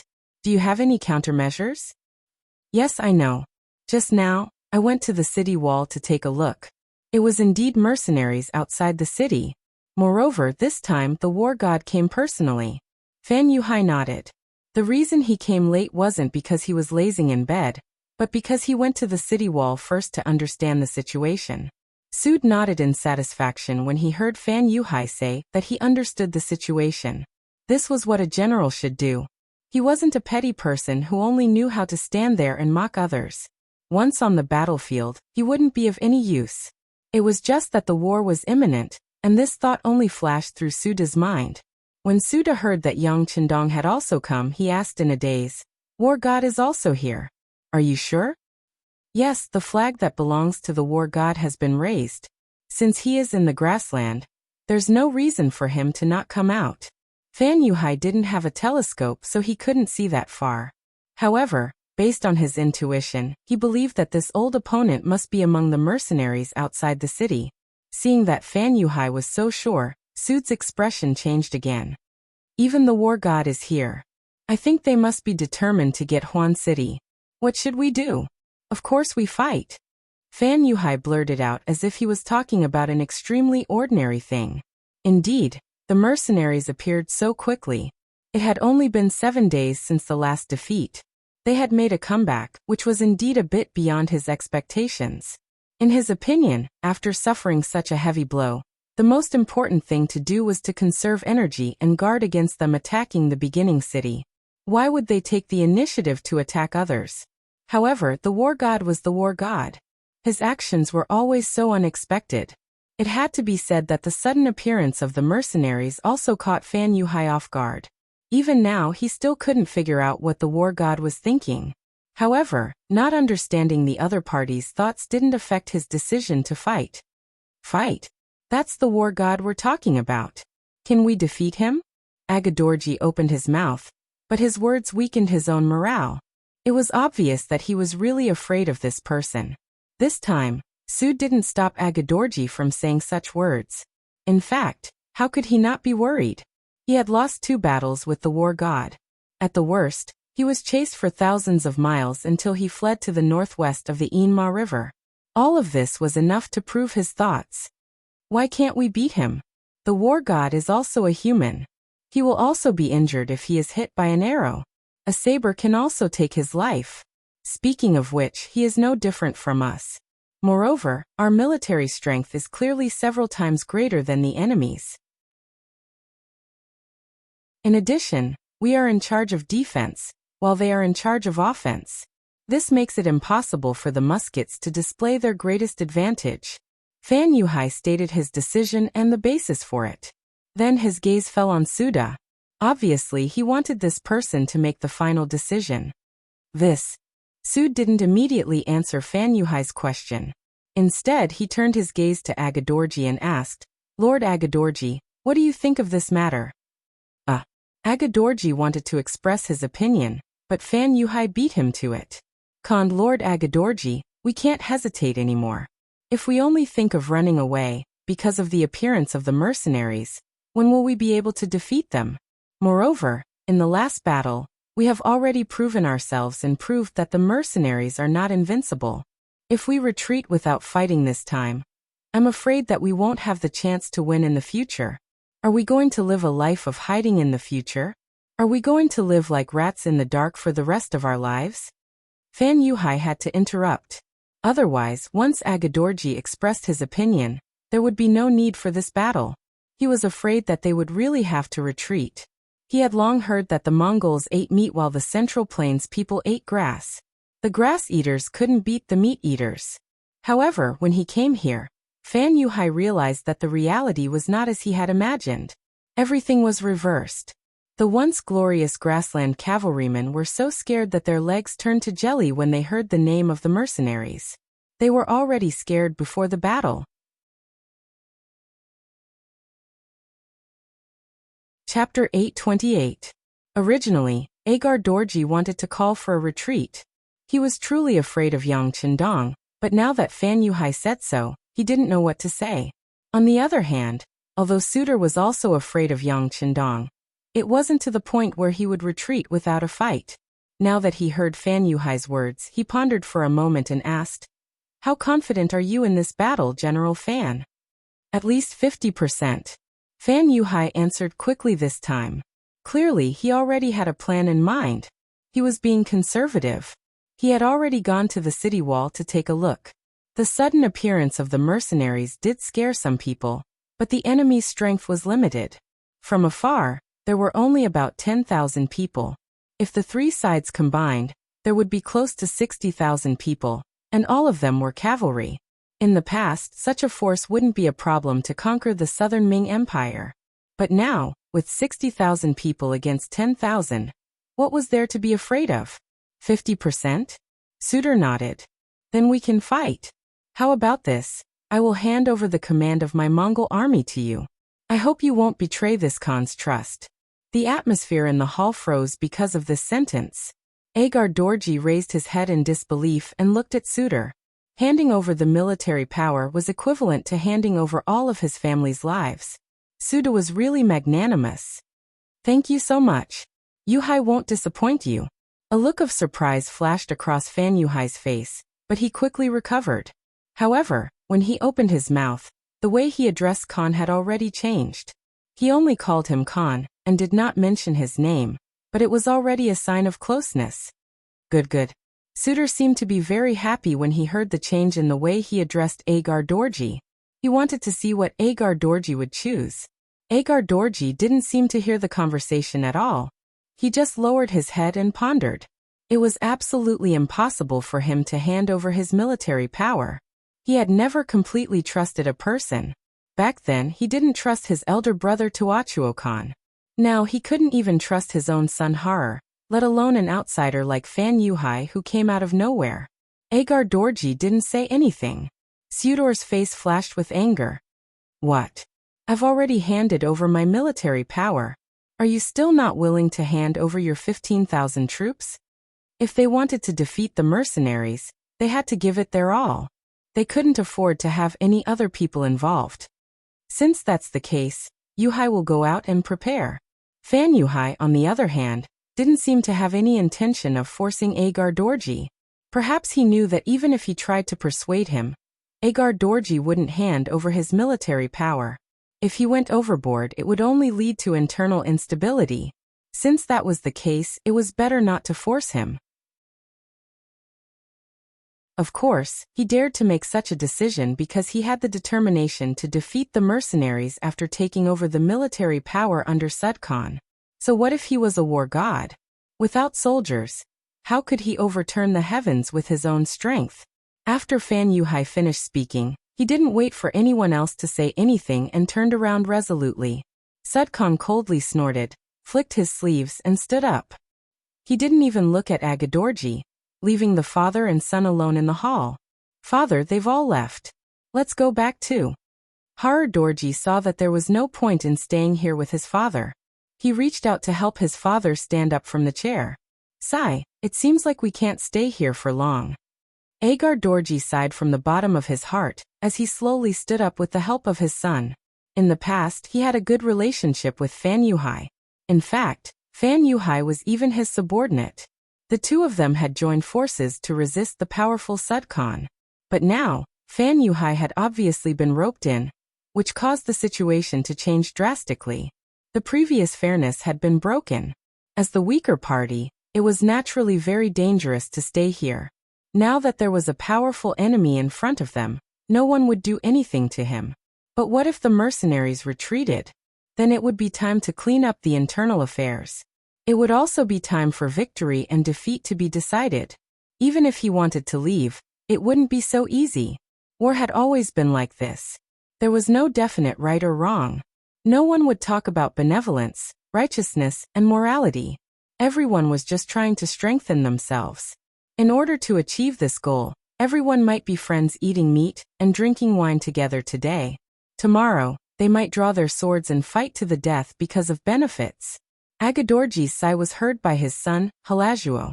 Halajuo was quite clever, so he suggested, Father, let's just watch from the sidelines for now. We don't need to worry about who wins or loses. Let's just let them fight until both sides are injured. This will only be beneficial to us. Agar Dorji raised his head with a look of hesitation. Originally, he wanted to send some troops to express his goodwill. But when he heard his son's words, he felt that it was very reasonable. That's right, since they were going to fall out, what benefits would there be if he didn't send troops? At most, he would lose his own troops. In the face of a great enemy, who would dare to do anything to him? Since that was the case, he might as well laugh and watch the wind and rain. Perhaps there would be an opportunity for him. My son is right. How about this? Father is tired and needs to go back and rest. During this time, without my orders, my army cannot move a single soldier. Those who disobey will be executed. Agar Dorji's voice was like a flood, his expression firm. However, after saying this, his entire aura suddenly changed. It was as if he had suddenly aged a lot. Even his steps became unstable. It was as if he really needed a good rest. If such a person didn't become an actor, it would be a waste of his talent. After Fan Yuhai obtained the military power of the Mongol tribe, he immediately gathered all the generals for a military meeting. With Sud Khan at the helm, although the generals had some opinions in their hearts, they did not show it. Instead, they followed the instructions of the meeting and started to send out troops. 2 hours after the mercenaries had surrounded the city, the Mongol army finally reacted. Troops with all sorts of flags came out of the city and formed a huge formation 5 miles in front of the city. Looking from afar, it looked like a sea of black, giving people a feeling that they were endless. In comparison, the 10,000 mercenaries that surrounded the city appeared to be a little weaker. However, when some people felt uneasy, they couldn't help but look at the war god's banner above the main formation. When they saw the more than 100 black riders below the banner, they felt reassured. As long as the war god was here, they wouldn't be afraid of any opponent or enemy. Even if the enemy outnumbered them by a few times, it would still be the same. The war god had such a godly power. Yang Chundong rode on the white dragon horse and stood in the middle of the formation. He used his binoculars to look at the Mongol cavalry coming out of the city. A hint of a smile flashed past his eyes. His gaze then became resolute as he calmly said to the flag-bearer, "Order the entire army to prepare for the enemy's charge. Use guns from afar and arrows from close range. Don't get entangled with the enemy." The flag fluttered high up in the air. After this order was passed down, the independent division and the various regiments followed his orders and made their defensive preparations. The 6-gun battalions of the independent division had already been broken. They were split up in front of the other regiments. Just like that, each regiment only had 1-gun battalion. However, they were split up evenly. This also calmed the hearts of the soldiers, and they would not panic because of the enemy's charge.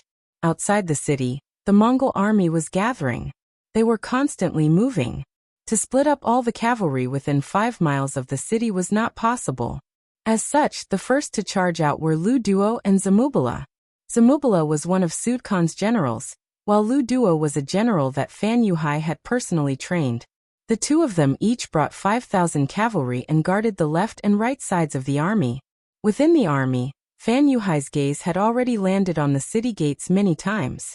However, he still did not see Agar Dorji's subordinates come out. He could not help but sigh as he said viciously, "Since you want to sit on the mountain and watch the tigers fight, don't blame me for settling the score with you after this."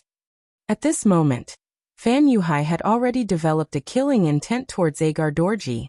The two of them were not familiar with each other, and it was only because they wanted to integrate better that Fan Yuhai acted like he was inferior. He even expressed that he was willing to respect Agar Dorji, which was why he joined this alliance. However, right now, he had already gained Sud Khan's trust. Since that was the case, the stepping stone from before was no longer of any use, and it did not matter if he threw it to the side or stepped on it again. Although his heart was filled with killing intent, his expression did not change at all. Fan Yuhai raised his head and looked at the mercenaries in green uniforms 5 miles away. He raised his right hand and said, "Sound the drums. The left and right sides send out 1,000 cavalry each to test the waters." Dong dong dong. The sound of the drums shook the heavens, and every beat seemed to be able to strike one's heart, causing one's heart to swell with excitement. Under the sound of the drums, 2,000 Mongol cavalry slowly came out from the left and right sides, advancing step by step. Order Captain Windchaser and Captain Suhi to send out 1,000 cavalry each to engage the enemy. Tell them that this young master will be watching over them, and waiting to give them rewards. Yang Chundong looked at the number of enemy troops and his expression was calm. Since the enemy had only sent out 2,000 cavalry, there was no need for them to use their guns. They would just have a battle of cavalry against cavalry.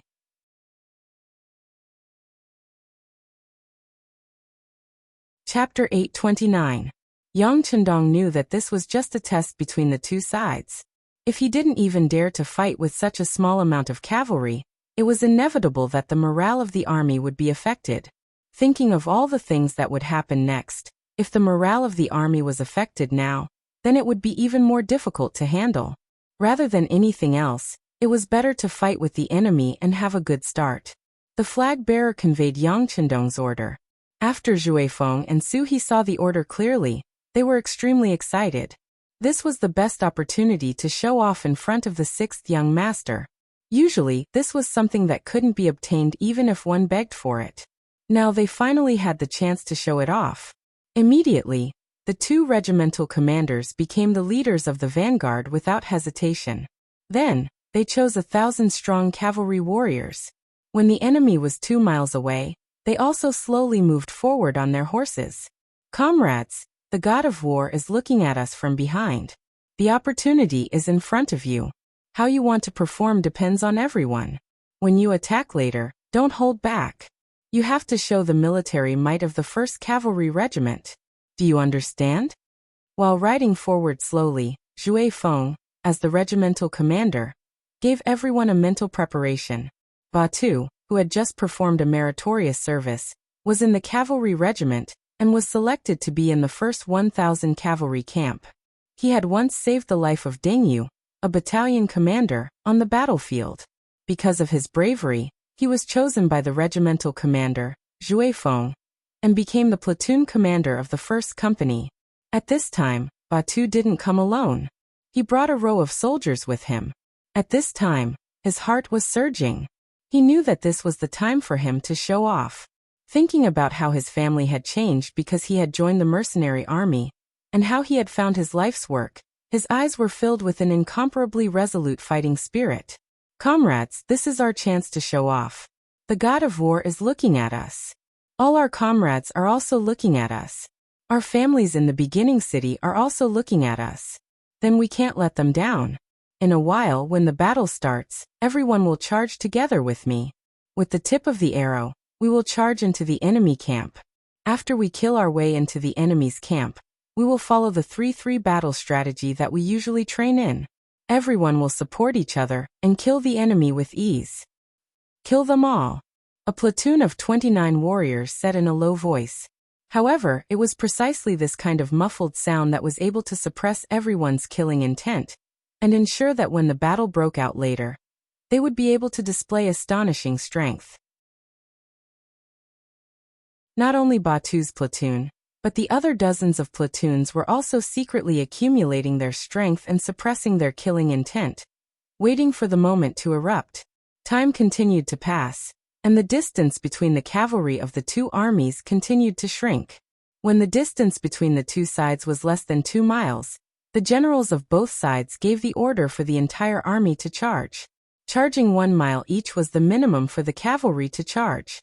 If they were any closer, they would not be able to display the flying ability of their warhorses. Both sides charged at pretty much the same time. The ground trembled at that moment, and the sounds of killing filled the ears of the 1st Cavalry. The distance of 1 mile was completed in a dozen breaths of time. Then there was a flash of blade light and people flew about. Windchaser was at the front. He held a sharp saber and wore a black cape. He was like a black whirlwind as he charged at the front of the 1,000 cavalry. On both sides of his body, there were over 100 riders following him. Under the leadership of this tip of the arrow, they were like a sharp knife, stabbing straight into the enemy's heart. With a move of Windchaser, around 100 meters away from him, tip of the arrow had already formed. They were either made up of 100 men in a company or 30 men in a platoon. They formed into arrows of various sizes, stabbing into the Mongol cavalry that were also charging. Using the speed of the warhorse, the sharpness of the saber, and his exquisite equestrian skills, the moment Windchaser charged into the enemy cavalry, he began to kill them. His arduous training of slashing out 1,000 saber strikes every day had finally paid off. Under the constant slashing of the saber, enemy cavalry after enemy cavalry were chopped off their horses. Their heads flew into the air one after another. Blood splattered into the air, showing the cruelty and cold-bloodedness of the battlefield. Windchaser's figure pierced in like a knife, quickly taking away a few lives. He also made a deep hole in the enemy's cavalry formation, allowing more soldiers to pour in and display their strength. In the next moment, Batu and the others, who were half a beat slower, finally caught up with the enemy. Then they followed suit and charged straight in. When the power of the tip of the arrow reached its maximum limit, the enemy cavalry finally began to fall into chaos. They had only sent out 1,000 cavalry. Logically speaking, they should have gathered all these forces together to form a cohesive formation to charge in. This was the way of cavalry. The facts had already proven that the strength of the cavalry came from the might of their phalanxes, and from their repeated charges. In such an environment, even if one's strength was extraordinary and could kill 1, 10, or even 100, could one fight 1,000 alone? If one could not do it or was slightly disappointed, then it would be time for one's heart to be pierced by 10,000 blades. That was why a cavalry charge was never the time to be a hero. If someone did that, they would be surrounded by 10,000 cavalry. Then, when there were enemies all around them, apart from 10,000 blades piercing through the heart, there was no other outcome. This kind of thinking had already been deeply rooted in everyone's hearts. It was precisely because of this that they were unable to adapt to the mercenaries' sudden change in tactics. They had originally been waiting for their companions to gather around them, so that they could form a joint attack. Only now did they realize that they had been defeated one by one. Not only that, but the mercenaries' tip of the arrow was not just a single group. It was divided into more than 10 groups, attacking from different directions. It gave off a feeling that there were enemies everywhere, that there was danger everywhere. The tip of the arrow formation was a cavalry killing formation that Yang Qindong had created himself, after summing up the experience of the later generations. Imagining the sharp knife squad, sharp knife platoon, and sharp knife company in the later generations, Yang Qindong thought that he could use this tactic on the battlefield. The so-called sharp knife was not the vanguard. The vanguard referred to the team that was the first to receive the enemy and take the lead. However, the sharp knife was just like its name. It was a sharp weapon that could pierce deeply into the enemy's heart. It was the kind of weapon that could kill the enemy with one stab. Of course, in order to become the tip of the arrow, there was a very important condition. The person who made the arrow had to be very brave, completely disregarding life and death. Only in this way could he break the enemy's cavalry formation and play the role he was supposed to play. Otherwise, even the tip of the knife would be broken before it entered the enemy's body. Not only would it not be able to display its power, but it would also cause the warriors behind it to become ownerless and eventually be scattered and killed one by one. It was not easy to find the tip of the arrow, at least for most of the Mongolian cavalry. However, this problem was not a big deal in Yang Qindong's eyes. This was because he had a lot of wealth that the grassland people could not compare to, as well as advanced weapons that other armies could not compare to. Ever since he returned to the beginning city this time, he began to advocate the combat method of the tip of the arrow. In order to achieve his goal, he offered very generous conditions.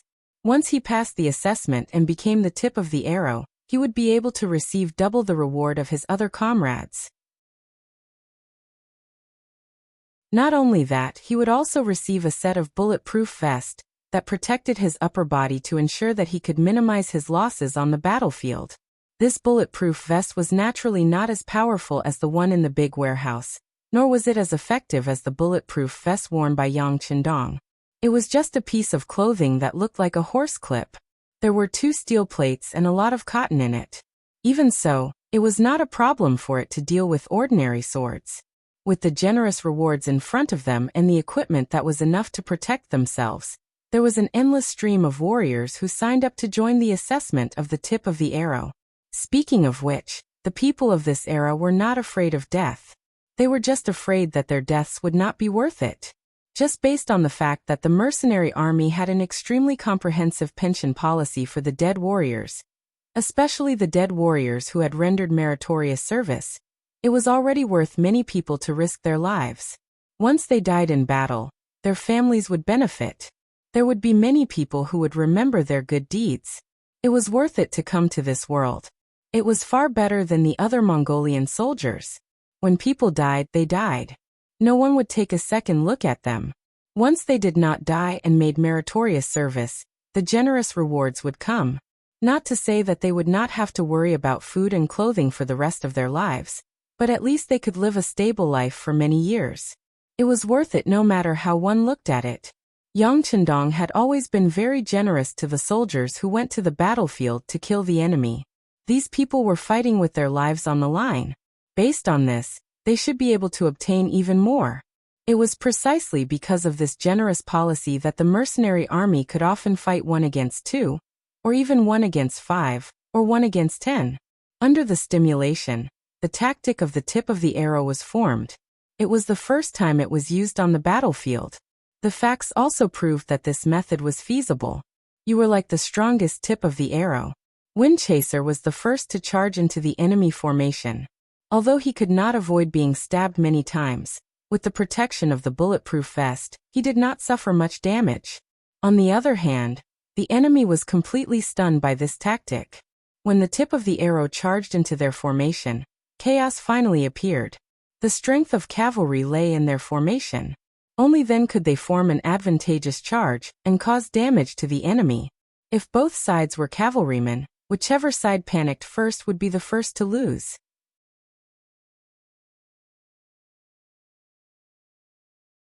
Chapter 830. The formation could no longer display the strength that it should have. Under the constant barrage of arrows, the Mongol cavalry became scattered soldiers one after another. Without anyone protecting the left and right wings, they were like lambs waiting to be slaughtered. Often, before they could even charge out for dozens of meters, blood splattered all over their bodies, and they were either injured or killed. In comparison, the Windchaser cavalry with the tip of the arrows were like nails that had sunk into the enemy camp. They scattered the enemy and killed them one by one.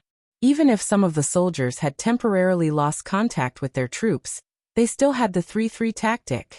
As long as there were 3 cavalrymen, they would be able to display the might of a small charging formation.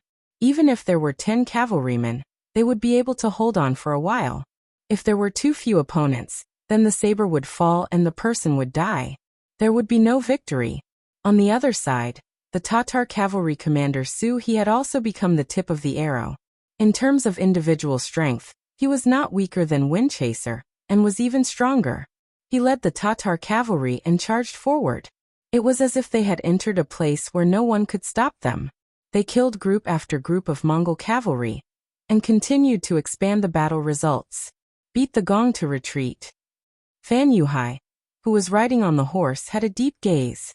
If one looked closely, one could see the shock in his eyes. Seeing that there were not many cavalrymen left, and that they did not have the strength to attack anymore, he quickly gave the order to retreat. The Mongol cavalry who were lucky enough to survive on the battlefield felt like they had been pardoned. When they heard the sound of the gong, they quickly retreated from the battlefield. However, even the formation had been broken, so how could it be so easy for them to escape? In the process of retreating, not only did they have to endure the harassment of the mercenaries, but they also had to endure the pain of arrows when they finally managed to kill their way out of the formation. As they retreated, at least 100 cavalrymen were shot by arrows. Their fleeing horses fell to their deaths, dying on the path of hope that they had seen. In the end, less than 500 of the 2,000 cavalrymen that they sent out returned. Furthermore, almost all of them were injured, and their faces were filled with fear. Just this battle alone had broken the morale of some of the soldiers. No one could guarantee that such people would not go all out if they were sent to the battlefield again. In comparison, the Tatar regiment only suffered less than 100 casualties. Most of them were injured, and most of them had minor injuries. After some bandaging, they could quickly return to the battlefield. This was the strength of the mercenary army. Of course, the strength of the tip of the arrow was due to the strength of the formation, and of course, it was because most of the people sent this time were veterans and people who were good at fighting. However, the victory was right in front of everyone's eyes, and no one could question it. Fortunately, this was a fighting force formed by veterans who had been through hundreds of battles. Fortunately, there was a certain proportion of new recruits and captive soldiers in the opposing mercenary army. Otherwise, if this battle continued, there would be no hope for them. Zhuifeng and Suhi brought their troops back. What welcomed them were the cheers and congratulations of their comrades. For a moment, the two commanders and the soldiers who had followed them to battle all had happy expressions. At this moment, Yang Qindong's voice sounded out from the white dragon horse. Those who have done well in battle will be remembered. When we return, we will reward them greatly. Mighty war god! Mighty war god! Immediately, loud cheers resounded across the land. Not long later, the cheers grew louder and louder. Not only were the veterans cheering, even the new recruits who had just joined the army a few days ago, as well as the captives who had just been transferred from the construction team to the army, were all cheering loudly. At this moment, they were quickly assimilating into the mercenary army. They were experiencing what it meant to share glory and loss. When the shouts reached the other side, the expressions of the Mongol cavalry became very ugly. Before, there were some people who had looked down on the Mongol cavalry because of the Battle of Yendu a few days ago. They thought that the legendary powerful mercenary army was only SOSO. However, after witnessing this scene, they quickly closed their mouths. In comparison, they knew just how lucky and difficult their previous victory was. Of course, there were also quite a few generals who turned to look at Fan Yuhai, who was riding on his horse with an unchanging expression. In the previous battle, it was because they had listened to his suggestion that they were able to heavily injure the mercenary army. Now that the war god had personally appeared, they hoped that their general would be able to come up with a better plan. Fan Yuhai's expression did not change, but great waves had already risen in his heart. He had exchanged blows with Yang Chendong before, both directly and indirectly. However, that was only a battle of infantry. Yang Chendong had relied on his long-range firearms. However, the battle in front of him was completely a head-on clash. They had lost so badly and so quickly, which was out of his expectations. However, a famous general was a famous general. Fan Yuhai would not be discouraged because of a momentary defeat. He looked at the mercenary army on the other side, and had a new plan in his heart. In the end, they had too few people. Moreover, the ratio of veterans was too low. This was their weakness. In a small-scale battle, they might be able to rely on this advantage to win, but what about a large-scale battle? Even if the casualty ratio was 1, 2, or even higher, he could still afford it.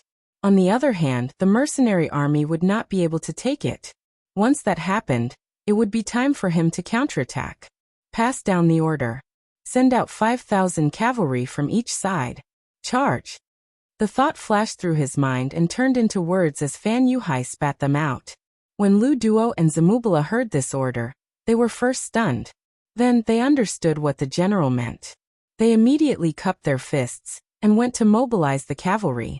Sudkhan handed over the command of the battlefield to Fan Yuhai, giving him the authority to mobilize more than 40,000 soldiers.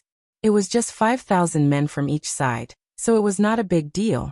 In just an hour, the cavalry was mobilized. Then, under the leadership of their respective generals, they slowly moved forward.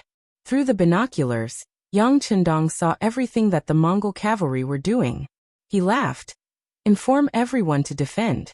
Once the enemy charges into the range of the firearms, there is no need to be polite. If the enemy retreats, the cavalry will charge and use arrows to greet them. Fan Yuhai wanted to use the human wave tactic to exhaust him to death. This was indeed a good move. However, it also depended on whether Yang Chendong was willing to play with him. Since he had the advantage of the firearms, why not use it? Only a fool would engage you in a one-on-one battle. Previously, he had exchanged a move with you just to raise the morale of the troops. Since he had reached his goal, it was time to toy with the enemy. The flag waved. The officers who were waiting to be called out had no choice but to suppress their desire to charge forward and fight a good battle. Instead, they began to quietly watch the performance of the musketeers. Of course, it was not that they did not do anything. Instead, they ordered their soldiers to prepare their bows. The moment the enemy retreated, they would chase after them and beat them down. Within Yendu city, the news of the Mongol army's defeat had spread throughout the city. It was obvious that some people were shocked, while others lowered their heads and shook their heads. Hararuo intentionally walked around the streets, then returned to his father's temporary residence with a face full of excitement. The moment he entered, he shouted, "Father, father, that traitorous Fan Yuhai lost. I knew it. Who does he think he is? How could he be a match for the war god?" In his heart, Hararuo naturally hated Yang Chendong. If not for this person, he might have already become the son-in-law of the Mongol tribe. However, the hatred he had for Fan Yuhai was not small either. Although Fan Yuhai had never said that he was Agar Dorji's subordinate, in the eyes of this father and son pair, they had always thought so. Now that the two enemies were fighting, no matter who won or lost, it was something they were happy to see. In the courtyard, Agar Dorji was basking in the sun. He sat on a chair with a relaxed expression. Although there was a great battle going on outside, Agar Dorji wasn't worried at all. Even if the sky fell, there would be someone higher to hold it up. On the contrary, he was waiting for Sud Khan to beg him to send troops. When that time came, he would definitely ask for an exorbitant price. Seeing his ugly son yelling and screaming as he entered the courtyard, Agar Dorji shook his head helplessly. His son wasn't very capable, but his temper wasn't small. He really didn't know how his son was going to survive if he wasn't around one day. Halu Rua seemed to only want to vent his feelings. He didn't insist on his father responding to his shouts. Seeing that he had achieved his goal, he turned and left. "Father, if there's nothing else, I'm going to find some fun. Staying in this courtyard is really annoying."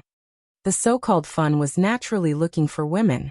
Mu Run, the original general of the city, had escaped. However, many of the citizens did not escape with him.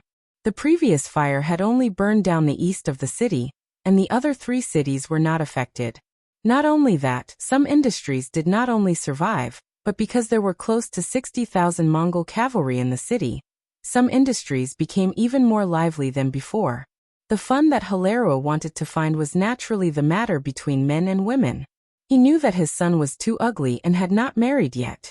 In this aspect, Agar Dorji had always allowed him to do as he wished. However, considering that the city wasn't very safe, he still nodded lightly to the guard captain beside him. A group of 10 guards followed him out of the residence. They were going to protect the young master's safety. However, what they did not know was that when Hilario walked on the streets, behind him and his guards, someone was watching everything closely.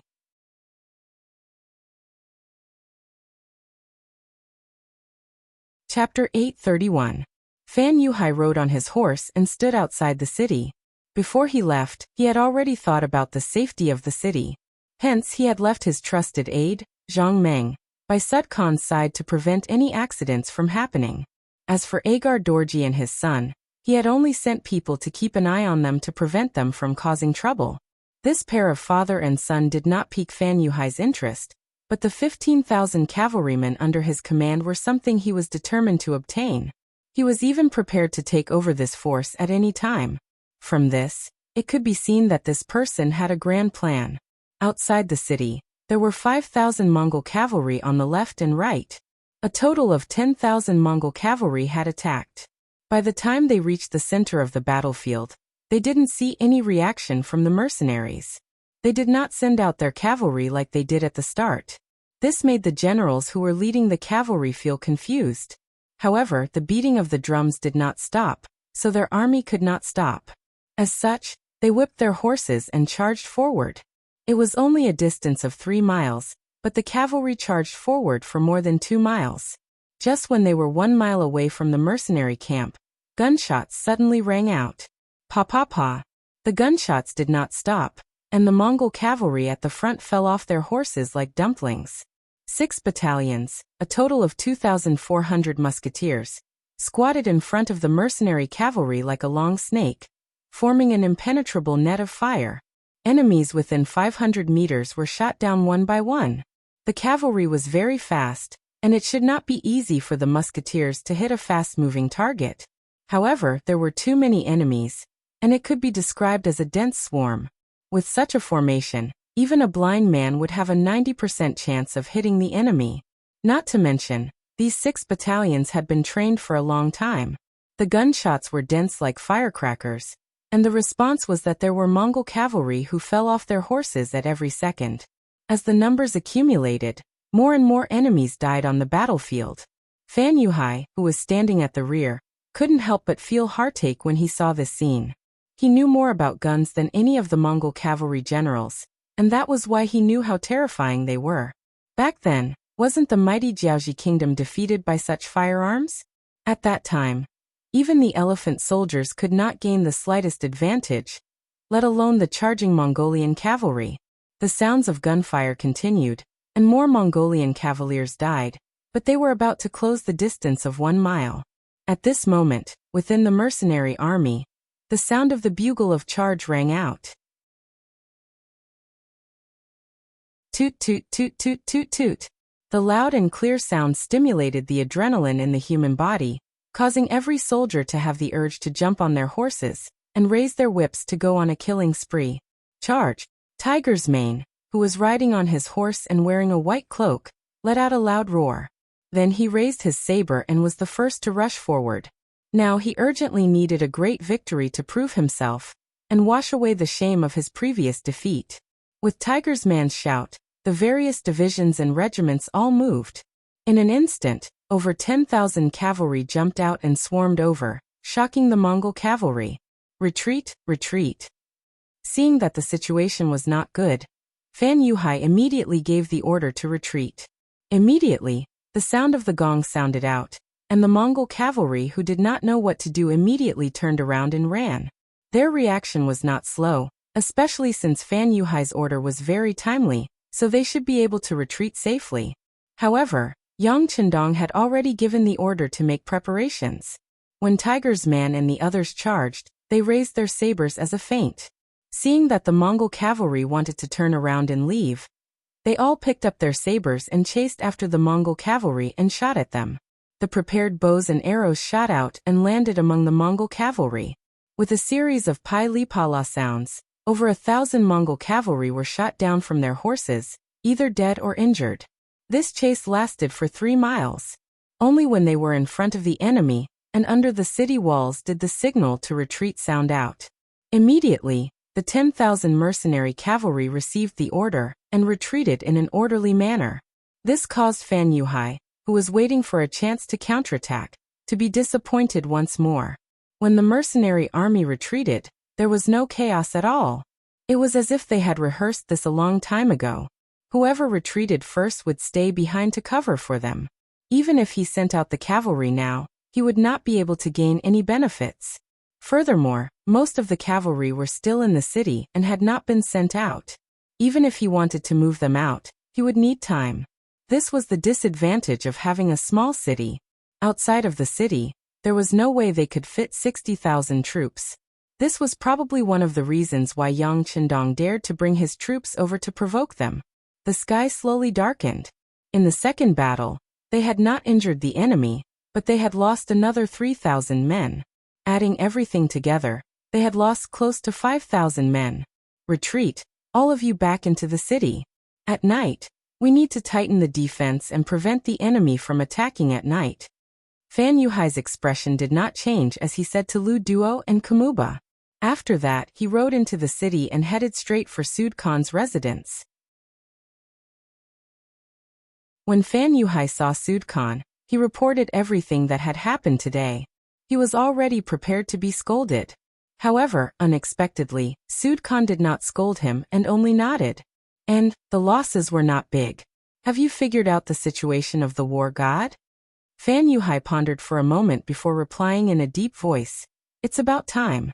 The other party has too few soldiers. If we really fight, the one who loses will definitely be him. Therefore, he should only be trying to intimidate us. As long as we don't move out, the other party won't be able to take advantage of us, and will naturally retreat. Good, then I'll leave everything to General Fan. Against the war god, being able to defend the city without losing is already a great achievement.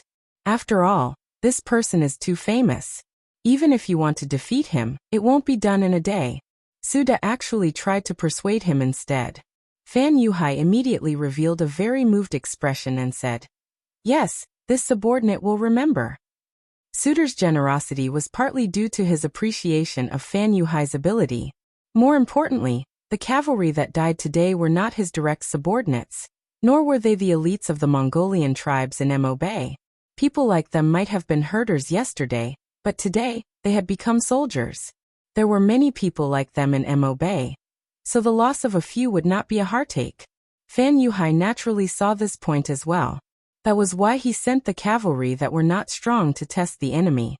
Just from this point alone, it could be seen that he did things appropriately. The Mongol army retreated back into the city, and the mercenaries cheered as they set up camp. They even lit up a huge bonfire. Under the light of the fire, be it the veterans, captives, or new recruits, everyone had a victorious smile on their faces. Today's 2 victories gave them great confidence. They were filled with trust towards the war god. They believed that under the leadership of the war god, victory would belong to them. Outside the central tent, there were many people moving around. 2 guards had switched positions to ensure the safety of the 6th young master. In the tent, Tiger's Mane stood in front of Yang Chendong and flattered him. Or rather, it could be said that he was not flattering, but speaking the truth. Young master, you're just too amazing. Your formation at the tip of the arrows caused them to not know what to do. Using the musketeers against the cavalry, you use silence to stop them, effectively avoiding all sorts of problems when shooting while moving. If this goes on before long, we'll be able to take down these Mongolian soldiers and wipe away the shame. Tiger's Mane was still speaking excitedly as if he was saying something great. However, Yang Chendong suddenly raised his head. Do you really think that with our current formation, we can destroy the 60,000 Mongol soldiers in front of us?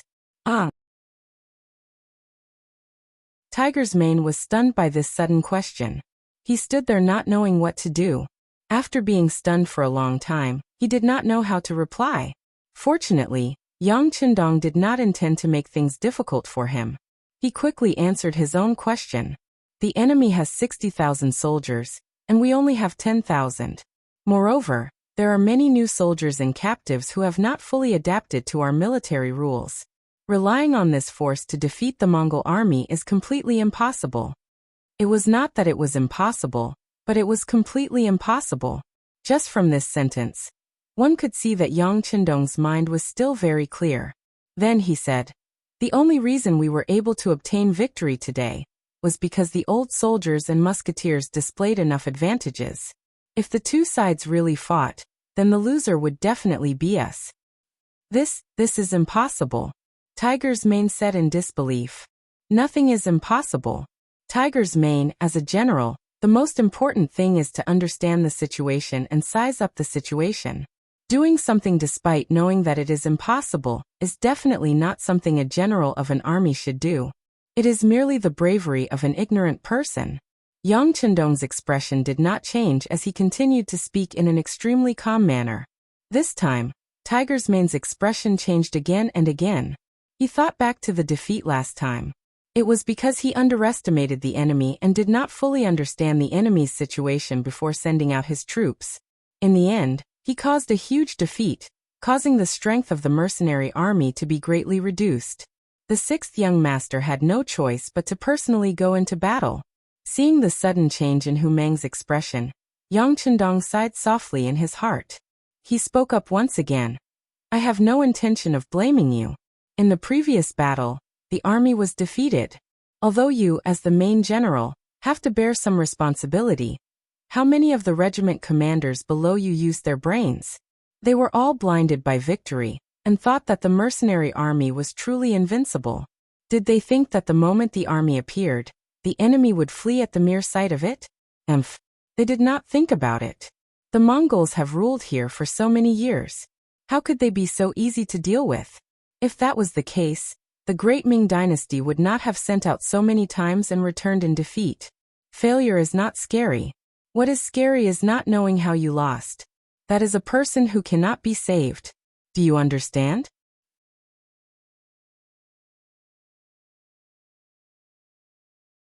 Chapter 832. Hearing Yang Chendong's words, Tiger's Mane quickly replied, Yes, young master. We have already summarized our experience. If we don't understand the situation clearly, we won't easily send out troops again. I can promise you this. Yes. Yang Chendong's expression became a little better. Since they had already lost the previous battle, there was no point in dwelling on this matter. As long as the military commanders had learned their lesson and would not repeat the same mistake, the soldiers who had died in battle would be able to rest in peace. Sometimes losing a battle wasn't scary. On the road to growth, Encountering defeat was also a kind of harvest. It was a prerequisite for becoming stronger. As long as the heart didn't lose after a defeat, they could still have the heart to fight again. Moreover, the more they fought, the braver they became. Okay, you can go first. Take care of your own camp. In the next 2 days, we will only surround and not attack. Facing the enemy's challenge, we may even retreat to make concessions. At that time, the morale of the army cannot be shaken. You can go and discuss with the battalion commanders what to do. Yes, go and call over Zhui Feng of the 1st Cavalry Regiment. Yang Chendong raised the cup of hot tea in front of him and lightly waved his hand. Tiger's Mane was the first person he met. He definitely wouldn't be the last. He was making preparations for the following arrangements. There were some things he needed to explain to the commanders. Tiger's Mane left. Not long after, Zhui Feng entered the main tent. After staying for half an hour, he left with his head held high. One by one, the commanders entered the main tent. Every one of them had a private conversation with the 6th young master for half an hour or more. That night, the main tent was lit with oil lamps. It was only when the sun was about to rise that it was extinguished. When the sun rose, the various armies began to cook. Smoke rose in spirals from the chimneys. The fragrance quickly spread everywhere. The army was a scene of bustling activity. 2 hours later, the two armies that had eaten their fill began a new day of confrontation.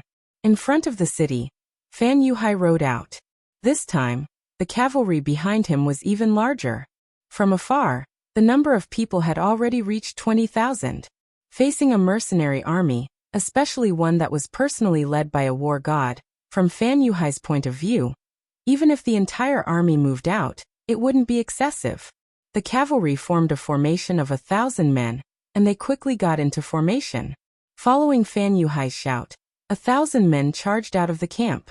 The one leading them was Zamubala, the valiant general of the Mongol tribe in the north of the Gobi Desert. After Zamubala appeared, he led this 1,000-man team and charged towards the mercenaries. When they were about a kilometer away, he suddenly stopped. Countless experiences and facts had told them that this distance was relatively safe. Zambala, who had stopped his horse, began to challenge the mercenary general. He looked like he wanted to have a one-on-one battle with the mercenary general. 1 versus 1. This kind of battle strategy was used in the ancient times, had been past since ancient times. This was especially true for cavalry. They paid particular attention to the tightness of the battle formation and the momentum of the charge. With just one man and one general, the effect that they could exert was already very limited. A battle strategy like 1 versus 1 had not appeared in a long time. But today, it appeared in front of two armies. Many people's faces were filled with confusion. Then, some of the generals' faces were filled with excitement. It seemed like this was the time for them to display their individual strength and gain merit. Yang Chendong, who was riding on the white dragon horse, had a calm expression. It was as if he didn't see the other party's actions. He didn't move. This caused many people to retract their gazes. They were originally waiting for the war god to pick their generals. But when they saw that the war god didn't move, they didn't dare to look.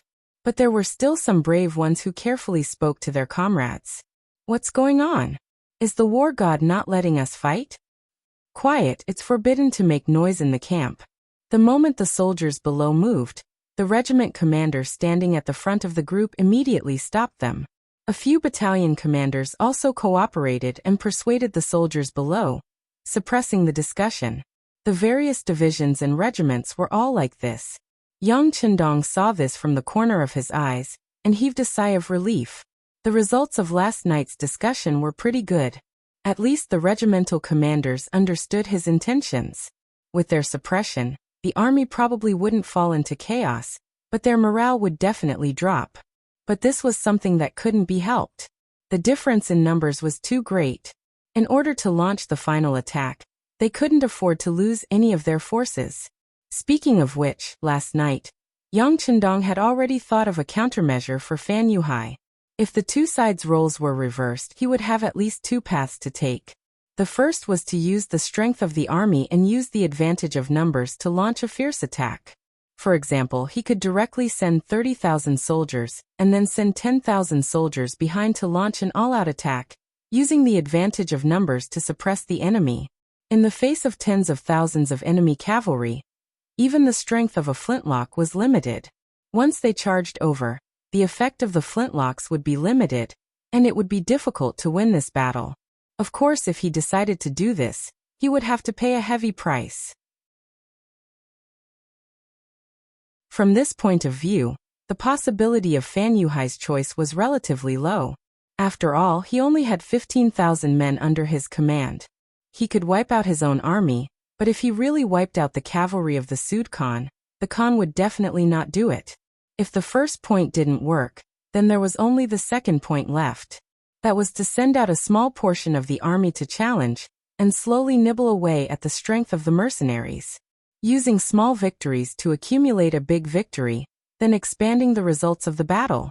The advantage of doing this was that not only would they not lose too much, but they could also continuously reduce the strength of the mercenaries. And when the number of mercenaries was reduced to a certain extent, it would be time to implement the first plan. At that time, if the number of mercenaries was too low, facing tens of thousands of enemy soldiers, they could only run. These were the two methods that Yang Chendong thought of for Fan Yuhai. Looking at it now, the other party had indeed thought the same, and sent out a 1,000-man team to challenge them. A 1,000-man team was naturally not scary. Yang Chendong could casually send out a commander, or even a battalion commander to lead a 1,000-man team. With the sharpness of the arrows and the sharpness of the cavalry swords, they could win. But this kind of victory was impossible without paying a price. If 100 men died in one battle, then 1,000 men would have to pay 10 times the price. As time passed, the mercenaries would definitely be the first to be unable to bear it. Not to mention, in a 10,000-man team, there were only a few veterans. Once the battle was over, their effective fighting strength would be worn out by the challenges one after another. How would they have any strength left to launch an all-out attack? Thus, the best way to deal with this kind of challenge was to ignore it and act as if he didn't see it. And with the huge range of the firearms, the other party would naturally be helpless. The only drawback was that in the long run, the morale of the soldiers would definitely take a big hit. This was the biggest test for the mercenaries. Seeing through the other party's intentions, Yang Chendong naturally wouldn't let them succeed. Thus, there was the current strategy of not moving to deal with the changes. Zamubala, who was 1,000 meters away, had already prepared himself for a battle. However, when he realized that there was no movement from the other party after half a day, he thought of Fan Yuhai's instructions and immediately started cursing. He cursed and scolded, calling him a coward, a pussy, and so on. In the end, it was all kinds of insults. What was even more impressive was that Fan Yuhai seemed to have been prepared for this. He even found a cavalryman who could speak Mandarin. While cursing in Mongolian, he also spoke Mandarin. When his voice echoed throughout the land, one could imagine how ugly the mercenaries' expressions were. Battalion commander, I request to fight. Battalion commander, I also request to fight.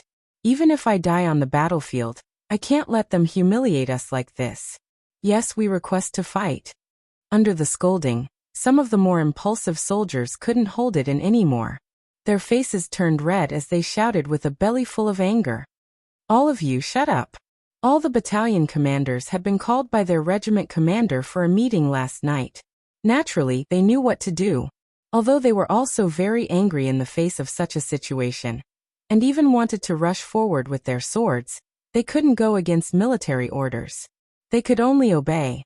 With the suppression of the regiment commander and battalion commander, although many of the soldiers were a little emotional, it didn't cause any chaos. Under the scolding, many of the soldiers had no choice but to shut up. But from their angry faces, they only obeyed the orders and didn't understand it in their hearts. After a round of scolding, Zamubala retreated with some disappointment.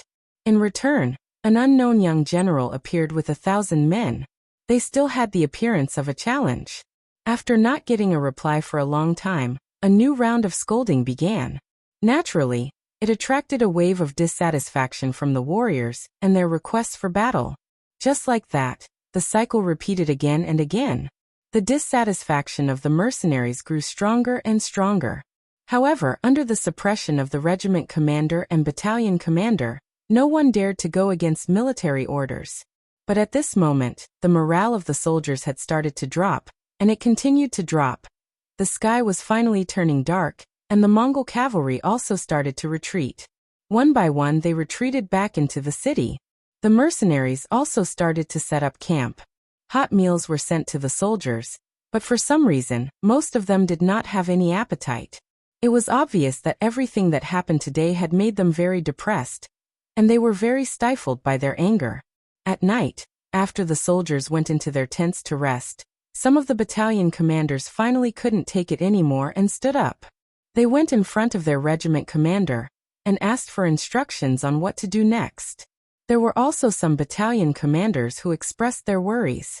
Based on their thoughts, could they ask for instructions from the war god to fight a few battles tomorrow? If not, the morale of the soldiers would drop too quickly, and it wouldn't be easy to lead the troops. The oil lamp in Yang Chendong's main tent was still lit. Yang Chendong closed his eyes and wore a large cloak as he sat on a chair beside the stove. But even until dawn, he didn't see any regiment commander come forward to request to fight.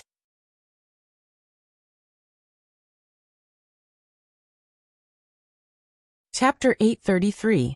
When the sky started to brighten, Yang Chendong, who had been resting with his eyes closed, opened his eyes. He then chuckled and muttered to himself, "Not bad, not bad." Tiger's Mane and the other commanders did not come to complain to him. This proved that they could still control the army. Just based on this point, he was not disappointed. But after laughing, Yang Chendong looked outside the tent that was already bright, and couldn't help but shake his head. Today is also a difficult day. Just as they had expected, after both sides got into formation again, the Mongolian cavalry's challenge began again. Just like yesterday, there were still groups of 1,000 men walking out. They were shouting and cursing, and all sorts of insults were thrown out. Those insults were as unpleasant as they could be, and once again, it caused the soldiers below to angrily rebuke and request for a fight. In fact, it was even louder than yesterday.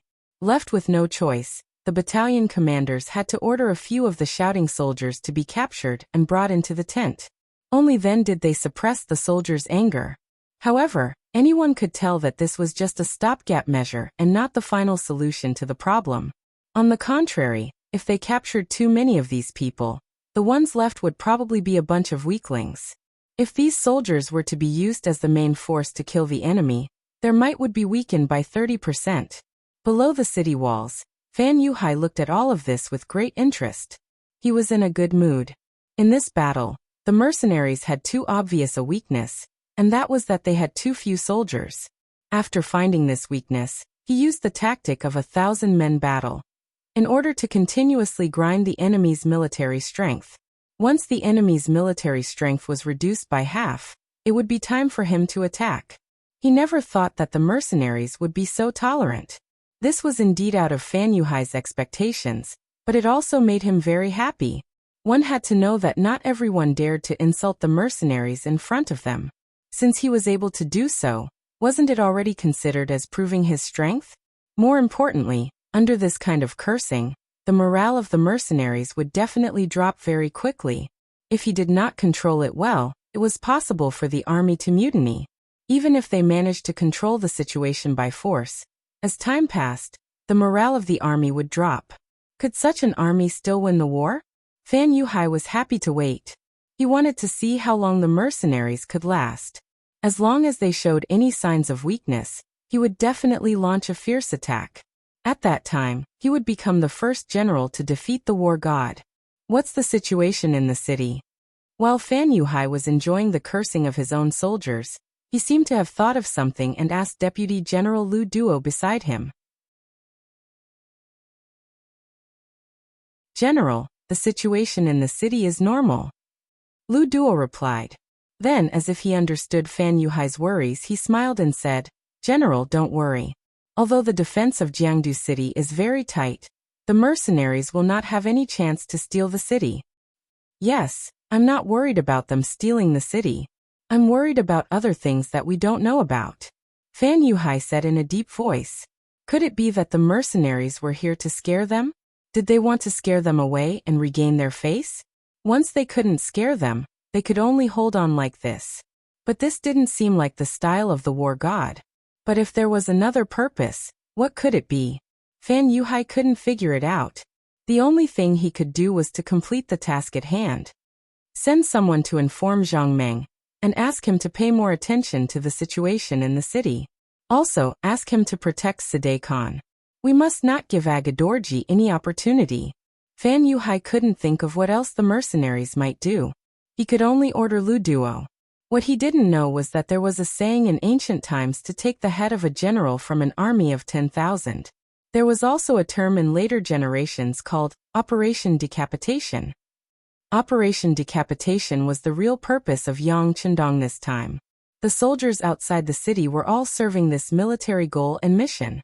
As early as when the Wolf-Fong Special Forces was just established, one of the main military tasks that Yang Chendong gave them was to decapitate. The commander was the commander of an army. Once the news was spread, it would completely destroy the other party's command center and will to resist. The image of to catch bandits, first catch the leader, hit the snake where it hurts, reflected this idea. The elements of Operation Decapitation were speed, accuracy, and cooperation. Even if the number of enemies this time was several times their own, the effect of ordinary means could be too small. Especially with a famous general like Fan Yuhai, it was even more difficult to win with wisdom. Therefore, Operation Decapitation became Yang Chendong's first choice. Compared to the mercenaries who had guns and even cannons, the existence of the Wolf-Fong Special Forces was still very secret. It could even be said that it was not known to outsiders. It was precisely because others didn't know that once it was used, the effect would be greater, and it would be easier to succeed. If the other party was a large military camp, the commander would be in a military tent protected by layers of military camps. It would be too difficult to carry out Operation Decapitation. But now the enemy was resting in the city, and there were many civilians in it, which created enough conditions for Operation Decapitation. In the military tent of the same army, Yang Chendong changed his seat in front of the sand table. His eyes were fixed on the area marked with Wanda City, and the frequency of his breathing became much slower. Report. The voice of the first guard Captain Chiovi suddenly came from outside the door. 6th Young Master, Battalion Commander Su Yinqing wants to see you. Let him in. Hearing this, Yang Chendong leaned back on the chair. He knew that the conditions that should be prepared were sufficient. The next step was to see the performance of Tai Hu, Bai Zhua, and others in the city. Fan Yuhai was very careful. Every night before going to bed, he would walk around the city tower to see the army's night deployment. After making sure that nothing would go wrong, he would leave with satisfaction. But he didn't know that Yang Chendong didn't mean to send the army for a night attack at all. His hope was on the Wolf-Fong Special Forces and the Ghost Sniper team that had already entered the city. These two teams had limited personnel, only a few dozen people. If they wanted to enter the city, they wouldn't arouse suspicion at all. Although the 4 gates of Wanda City were closed since the sudden appearance of the mercenaries, in fact, Tai Hu and others had already entered the city a few days ago in disguise. Now they were making all kinds of preparations in the city. If words had to be used to describe it, it was like Sun Wukong who got into the belly of Princess Iron Fan and was ready to make a big scene. Even during the war, there was no curfew in Wanda City. They were different from the Great Ming Dynasty. They never had such a saying and consciousness. Therefore, even though the sky was completely dark and it was already midnight, one could still see some shops on the streets lit up by oil lamps. There were also some figures walking back and forth on the streets from time to time. The Drunken Pleasure House was the largest and the best business in the city. It was also the largest brothel in the city. In a private room, the 2 teams of Tai Hu and Bai Zhua, who had been dressed up, were drinking here. At the same time, they were also discussing tonight's action. Beside them, 2 women wearing revealing clothes and heavy makeup were sleeping. No one would have thought that in a place like this, there would be people who spent money but didn't buy sex. Not to mention that they were on a mission, and not to mention that these 2 women were too ugly to look at. Their military discipline didn't allow them to do this kind of thing when they were on a mission. So the two of them didn't even look at the two women who had fainted after drinking the knockout drug. Instead, they lowered their voices and made plans for the night. The army has been out for 3 days. This is the deadline that the 6th young master set for us. We must act tonight. How are the preparations on your side? Baizhou was half lying on the table. He looked at Taihu, who was close by, and asked in a low voice. Everything is ready. Skinny Monkey and King Kong are watching that kid. Taihu narrowed his eyes, making it impossible for others to see what he was thinking. Even his murderous aura had been completely concealed. The 6th young master once said that a real assassin wouldn't reveal a trace of murderous aura. If they couldn't do this, then they were unqualified. Now Taihu had entered this realm. Good, then I'll wait for you to make a move. After Baizhou said this, he poured a cup of wine on himself. Then he walked out of the room with a strong smell of alcohol. At this time, the drunken pleasure house was the best time to seek pleasure. Rashly leaving would attract the attention of people with ulterior motives. However, the smell of alcohol was completely different. It was the best cover. After Baizhou left, Taihu also stood up. Then he put his right hand to his mouth and whistled. Naturally, people with ulterior motives could hear it. However, for those who were drunk, this sound wouldn't attract the slightest bit of attention. They would only think that a wanton person was doing something rash. After the whistle sounded, in the best private room of the drunken pleasure house, a man who was sleeping with 2 women in each arm suddenly felt a chill on his neck. Then a piercing chill rose from his heart. Instinctively, he reached out to grab the dagger under his pillow. Hala, if you're a young master, why struggle? You should know that since I've come here, I naturally won't give you any chance. A skinny man who only weighed about 80 kilograms chuckled, revealing a harmless smile. However, if one looked carefully, it wouldn't be difficult to see that there was a hidden killing intent under his laughter. The person lying on the bed was Hala compared to Fan Yuhai, who was fighting war god outside the city every day. He was cooped up here every day, enjoying what he thought was the most beautiful thing in the world. However, he didn't expect that someone would suddenly appear in front of him. How did he get in? Why didn't the guards outside notice?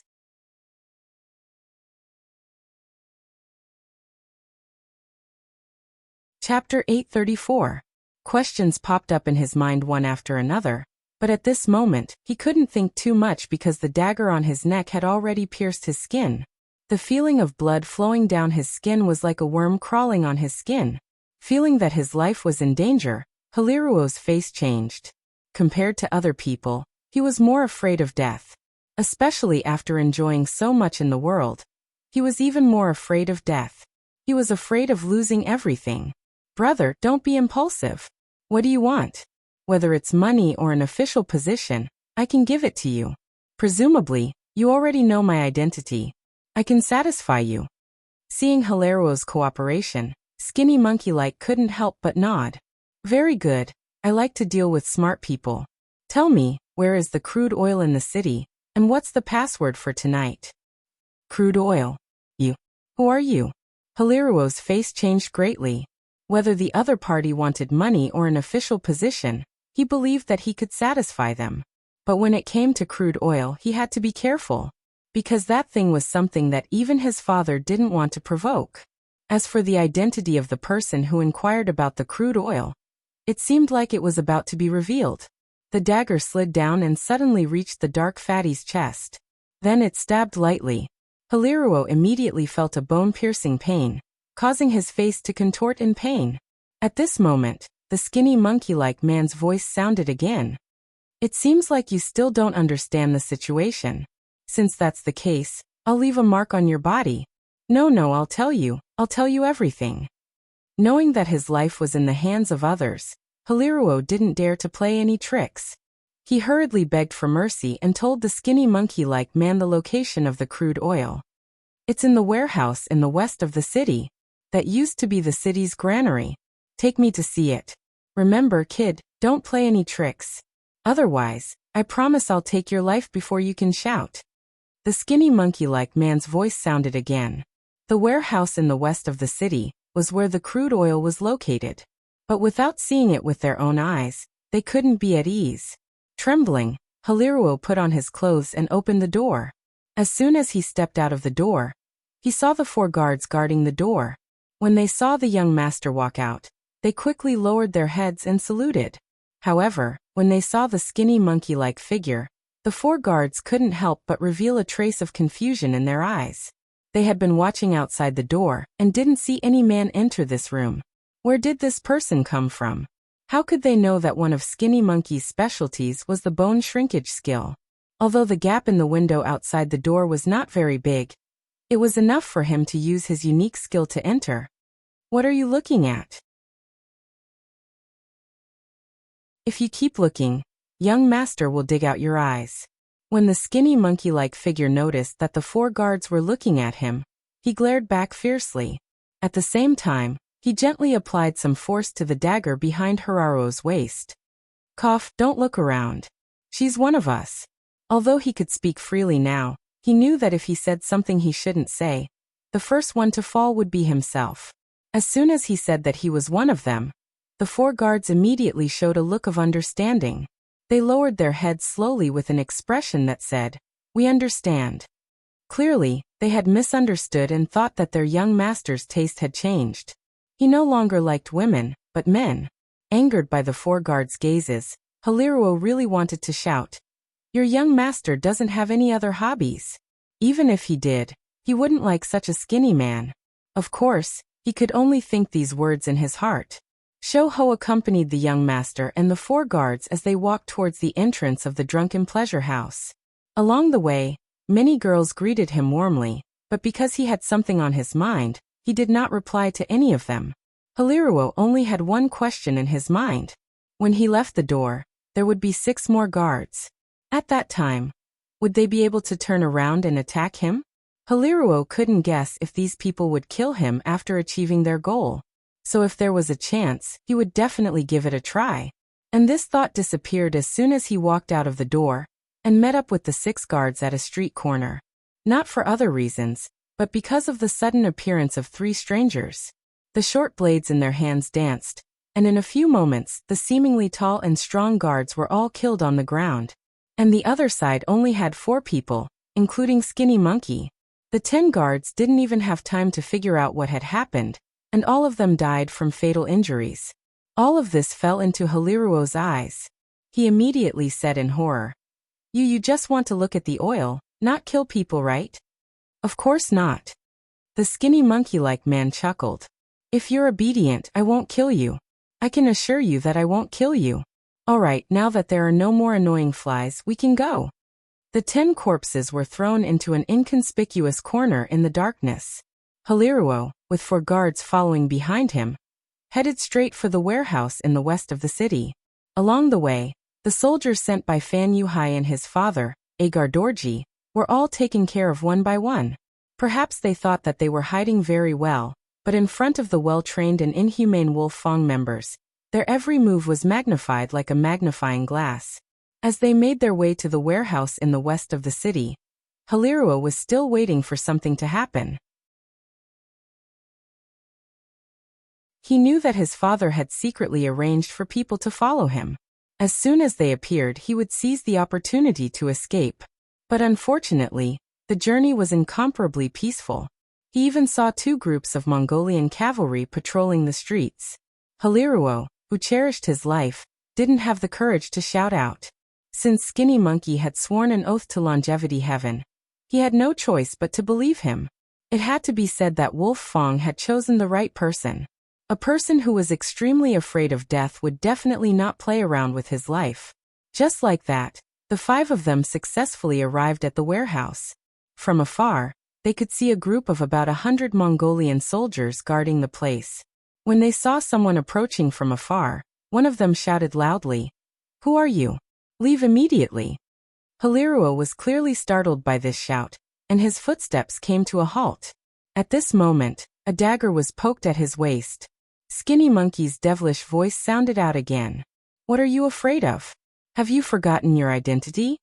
Haliruo, who was originally covered in a layer of cold sweat, finally remembered who he was.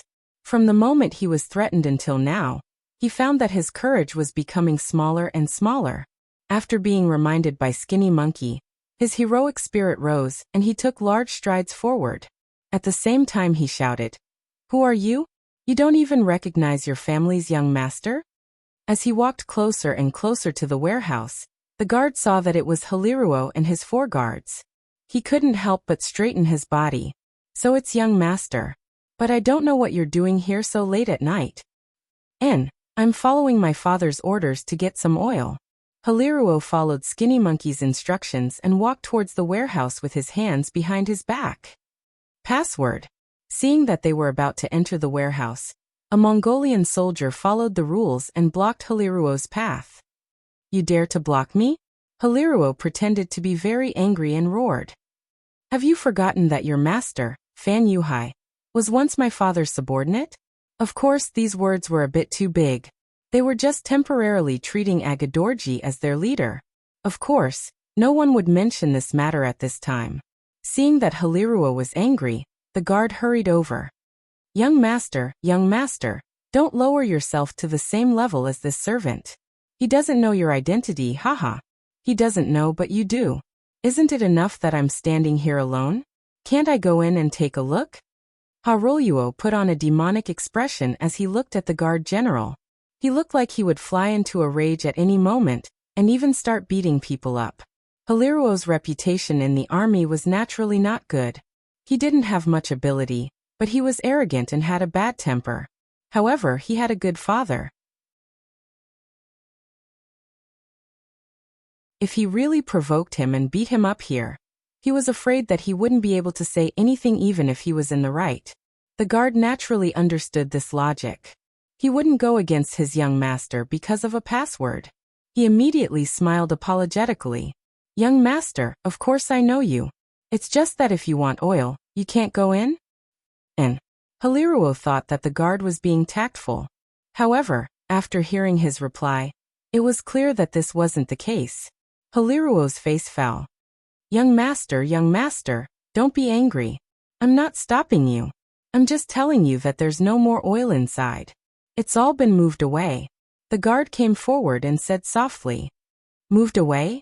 Why didn't I know about this?" Haliruo's face was filled with shock. This wasn't an act. He really didn't know. Oh, this was an order from General Fan.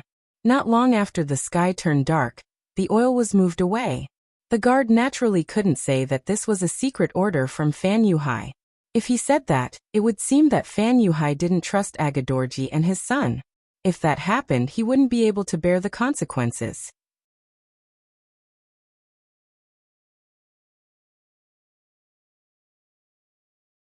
Chapter 835. Even without the general's explanation, Haliruo understood what he meant. When he thought about how he had to hide such an important matter from his father and himself, he couldn't help but feel angry.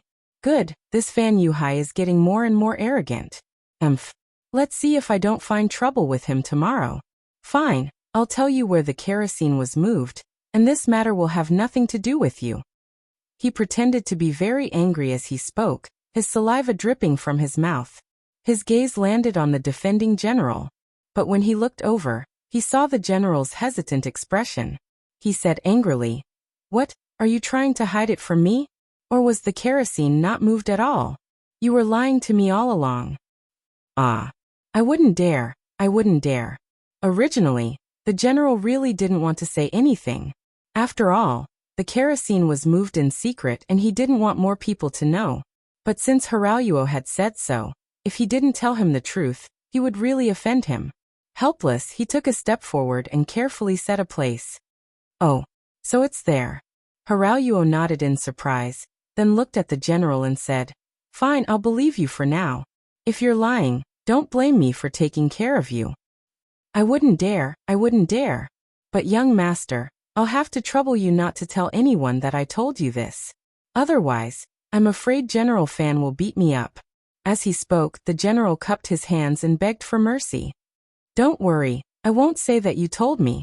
I'll just say that I found it myself. All right, I'm leaving."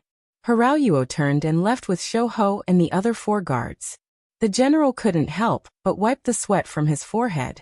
This little ancestor was finally gone. Haliruo's group of 5 quickly left the warehouse. When there was no one around, Shoho immediately asked, "Speak, where was the kerosene moved to?" At this moment, Hiraoyuo no longer looked as imposing as before. Instead, he looked like he was begging for mercy. "I can tell you, but can you promise to spare my life? Of course, as long as we see the kerosene, I won't kill you. I've already sworn." Skinny Monkey chuckled. Hiraoyuo let out a sigh of relief at the thought of an oath. "The kerosene has been moved to a ruined temple in the south of the city. I'll take you there now." Fan Yuhai had once used fire to burn down the mercenary army and obtained a great victory. However, he also knew that this thing was a double-edged sword. It could hurt others, but it could also hurt him. Therefore, the location of the kerosene was constantly changing. Apart from the soldiers guarding the kerosene, no one else knew where it had gone. Originally, this was to prevent the mercenaries from setting the place on fire, but unexpectedly, the mercenaries still found the place. Taihu was indeed very careful. Although he thought that the warehouse might be where the kerosene was stored, he didn't dare to fully believe it until he saw it with his own eyes. Who would have thought that he was right to be careful? Not long after, Hiraoyuo brought Skinny Monkey and the others to the ruined temple. There was indeed a group of Mongol soldiers guarding the place, but they were all hidden in the shadows. If Hiraoyuo didn't appear here, they wouldn't have come out so easily. However, no matter where it was proven that Hiraoyuo's name was strong enough. Perhaps this also proved that the Mongol army's management was flawed. In any case, no one dared to offend him. They allowed him to enter the temple and take some oil before leaving in satisfaction. Inside the temple, Skinny Monkey saw over 100 barrels of oil placed here. After a certain distance, he revealed his original appearance. "Alright, I'll leave this place to you guys. I'm going to report the situation to Tiger Head. See you later." After saying that, Skinny Monkey quickly left. Hiraoyuo wanted to stop him, but another tall guard, nicknamed King Kong, stepped forward and blocked his way. "Kid, are you ready?" King Kong sneered as he played with a sharp dagger in his hand. Sensing danger, Hiraoyuo's face turned pale. What are you doing?" "He said he wouldn't kill me just now." "That's right, he won't kill you. Otherwise he wouldn't have left so quickly." "But I didn't say I wouldn't kill you, did I?" King Kong was still smiling, but the killing intent on his face was getting heavier and heavier. At this moment, his killing intent was revealed. He couldn't wait any longer. This person in front of him had caused trouble for the sixth young master more than once. In Wolf Fang's eyes, such a person deserved to die. You're despicable." Seeing that they were about to hit him while he was down, Hiraoyuo wanted to shout. Even if he died, he wanted to make some noise and attract attention.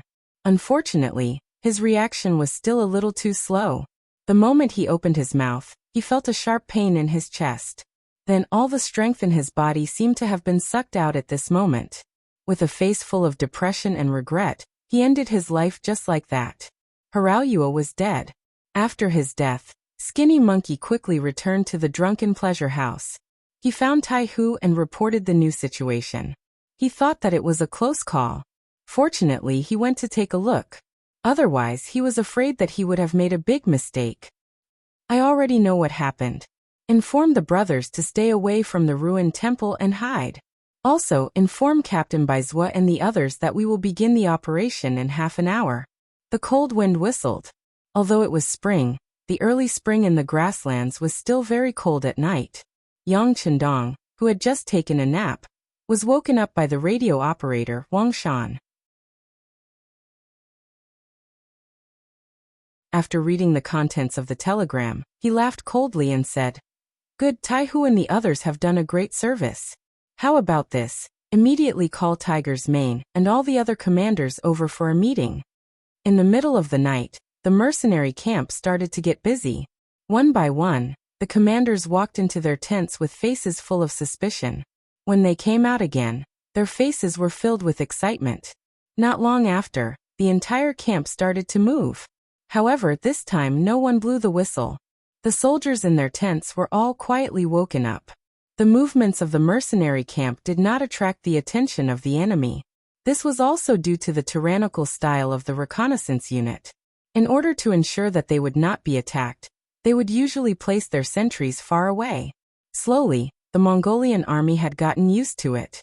Since they had no intention of attacking the camp, they retreated further and further, losing the ability to observe the movements of the mercenary camp at night. The half-hour was about to pass. The various regiments and various ranks of soldiers walked out. They mounted their horses and held their blades. They were densely packed and waited in the cold wind. The commander of the reconnaissance battalion, Su Yinsheng, appeared again. Following Yang Chendong's shout, 2 100mm regimental mortar-caliber mortars were delivered in front of everyone. In order to deliver the 2 cannons, Su Yinsheng had personally escorted them. They had arrived 3 days later than the army, but it had to be said that the timing was perfect. Get ready. Looking at the 2 black cannons, which gave off a chilling feeling, Yang Chendong lightly nodded his head towards Qiu Vi and Dao Xiao. These 2 captains had often followed him to test the cannons. Before he had an official artillery unit, they could be considered as qualified candidates. According to the target coordinates that they had obtained before, the 2 cannons were adjusted to the best position after being verified. Then 2 shells were loaded into the barrels of the cannons. After that, the 2 captains turned their attention back to Yang Chendong. He took a deep breath. For tonight's counterattack, he had waited for 3 days. Of those 3 days, he had allowed the other party to insult and abuse him. Now, everything was about to end. From the time when Tiger's Mane and the others were burned to ashes to this time, only 11 days had passed. He was about to get his revenge. Fire! Under the gazes of all the soldiers, Yang Chendong's shout rang out. Following that, 2 intense and dazzling flames soared into the sky. They flew straight towards the ruined temple in Wanda City, which was tens of li away. The cannonballs flew across the night sky like shooting stars. This scene was seen by some of the Mongolian cavalry who were guarding the city. However, before they could react, 2 loud explosions rang out in their ears. Then flames soared into the sky. Following that, explosions rang out one after another. The cannons bombarded the oil, causing a chain reaction. Flames soared into the sky and explosions rang out incessantly. Looking at this scene, Yang Chendong raised his hand and shouted, "Blow the bugle call. Everyone charge! Charge!" The more than 10,000 mercenary cavalrymen couldn't wait any longer. With loud shouts, they galloped forward on their horses and charged straight ahead. The 2 remaining mortars adjusted their angles and aimed at the south gate of Wanda City and continued to fire.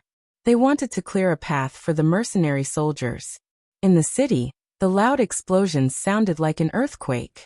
Khanset immediately put on his coat and rushed out of his room. He stared at the ruined temple in disbelief. His eyes widened as he thought to himself, "It's over, it's over." However, something even more frightening happened. Just as he was standing in front of the door and lamenting, a small flame suddenly flashed and entered his chest. The powerful recoil directly knocked Khanset to the ground. This sudden unforeseen event attracted the loud shouts of several of the soldiers around him. The decapitation operation had begun. At this moment, it wasn't just this place. Gunshots rang out from several enemy generals' residences. The phantom members who had been lying in ambush for a long time fully displayed their strengths, firing bullet after bullet into the chests of the targets they had long imprinted in their hearts.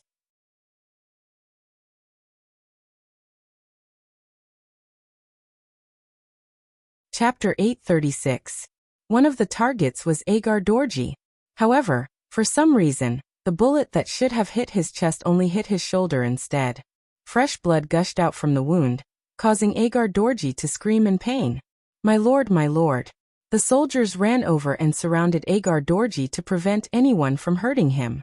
At the same time, they looked around vigilantly, searching for the assassin. But how could they know the power of a sniper rifle? A sniper more than 1,000 meters away was already beyond their knowledge.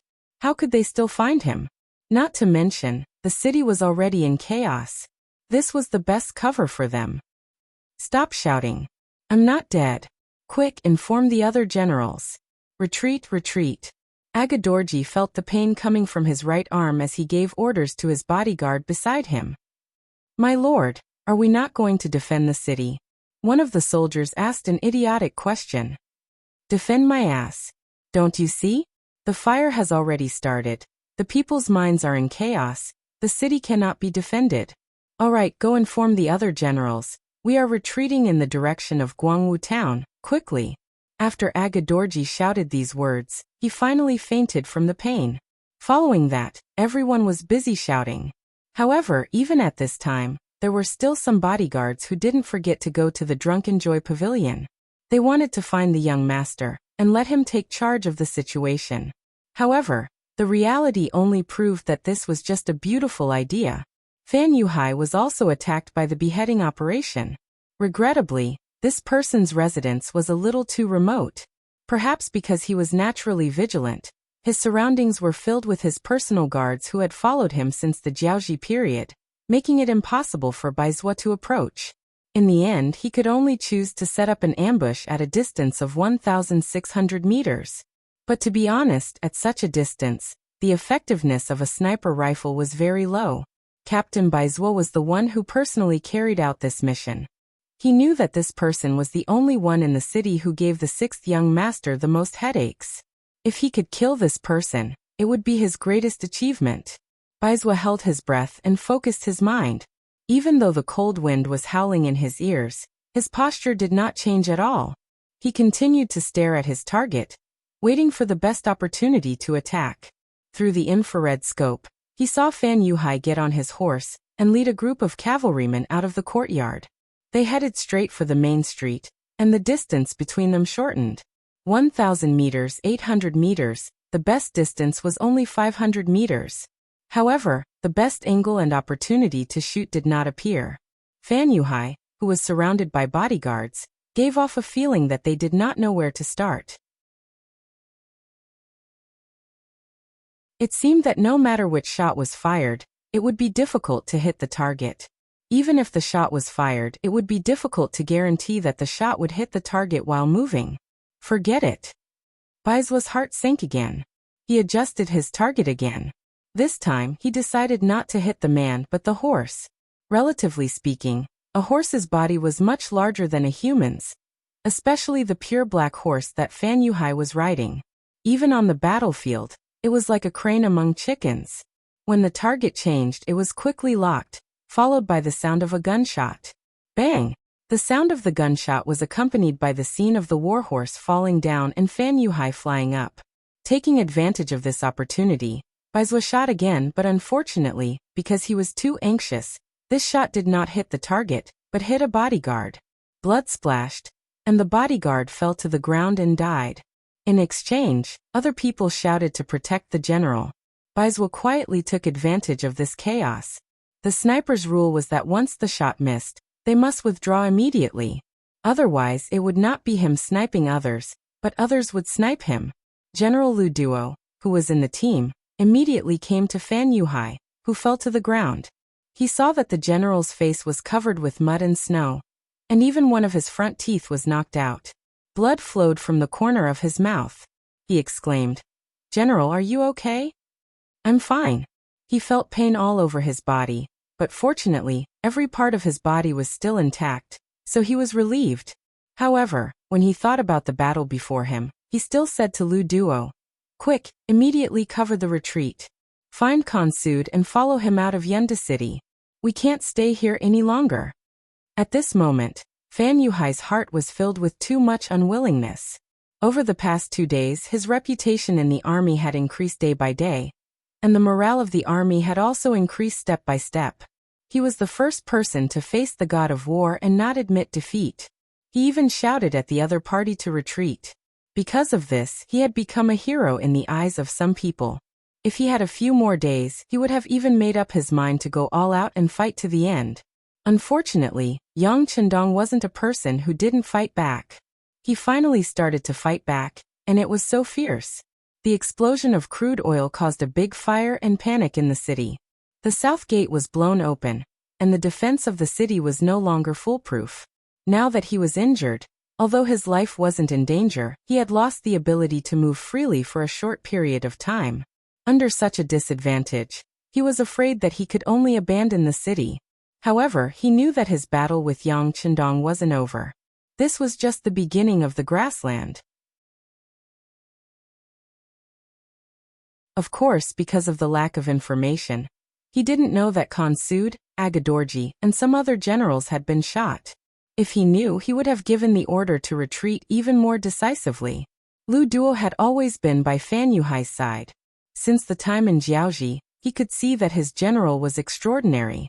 Facts had proven that no matter how many times others had been defeated by the mercenaries, even if their countries had been destroyed and they had lost their lives, General Fan had always protected himself well. Just this point alone was enough to earn Lu Duo's respect. Now that the general had given the order, he would definitely do his best to carry it out. After agreeing, he ordered someone to pass on the order. Then, he found a large wooden plank and placed Fan Yuhai on it, before leaving with his head held high. At the east gate of Wanda City, there were a few gaping holes in the walls. Following these holes, the mercenaries easily entered. What followed was a battle cry that shook the heavens. The 2,000 Mongol soldiers that were in charge of defending this area became the first target. Over 10,000 Mongol soldiers came from different directions like a tornado. Even a man and a blade wasn't something that these 2,000 Mongol soldiers could withstand. Very quickly, this army was swallowed up by the flood of horses. After successfully entering the city, they could see many Mongol soldiers on horseback searching for their troops. When these people saw the mercenaries charging into the city, they immediately scattered and wanted to leave. However, in front of the mercenaries who had a plan in mind, their actions were laughable. When the first regiment had their own mission, they only needed to follow the orders. As for the Mongol soldiers blocking their way, they could just casually kill them. Regiment after regiment of mercenaries entered the city, and the independent division led by Tiger Mang set their sights on Sud Khan, who was constantly running away. When the scouts reported that a large group of Mongol soldiers was retreating towards the north of the city, he immediately made a decision and led a division of cavalry to chase after them. The previous defeat had always been a pain in Tiger Man's heart. Originally, he wanted to perform better, but he never expected that he would be defeated in the end. Although the sixth young master did not punish him for this matter, and did not even say a harsh word, he knew in his heart that the young master must be disappointed in him. When one made a mistake, it wasn't something that could be fixed with just a sentence.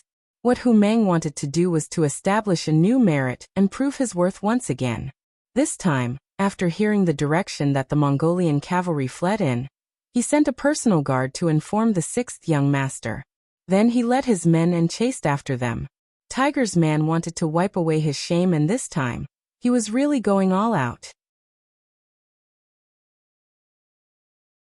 He ordered his soldiers to place their excess equipment outside, and left a battalion of soldiers to guard it. Following that, he took back the horses of this battalion. He wanted to increase the speed of his troops to the maximum, and wanted to catch up to the escaping enemy. Tiger's man left the city. Even though the independent division wasn't fully replenished after the previous battle, Tiger's man didn't hesitate at all with 5,000 soldiers.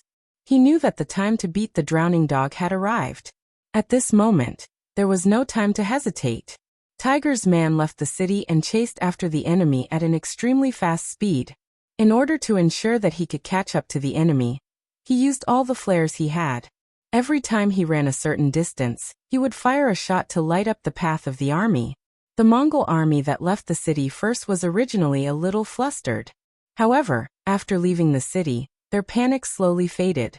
Although the mercenaries had caught them off guard, and even Sud Khan, Fan Yuhai, and a few other generals were injured or killed, they still had their own advantage. That was that their numbers were still many times that of the enemy. Based on this, as long as the mercenaries weren't stupid or crazy, they definitely wouldn't chase after them. When more and more people had such thoughts in their hearts, suddenly, the scouts behind them sent news that they had discovered a large group of mercenaries following them. Many of the generals were stunned. Did these mercenaries not want to live anymore? Weren't they afraid that they would die if they chased after them? General Chun, I'll give you 3,000 cavalrymen. Stay behind and bring up the rear. Remember, it's best if you can take down the enemy. If you can't, delay for a while before leaving. Lu Duo, who had temporarily taken over Fan Yuhai's position, said to one of his subordinates. General Chun was asked to stay behind. Although he had a bitter expression, he knew that he couldn't disobey orders. He could only nod his head and leave with 3,000 cavalrymen. The Mongol army continued to retreat. Lu Duo looked at the dark sky and hoped that the sun would rise. As long as the sun rose, he would be able to clearly see the actions of the mercenaries. He wouldn't give them any chance to launch a sneak attack. If they did well, it wasn't impossible for them to counterattack.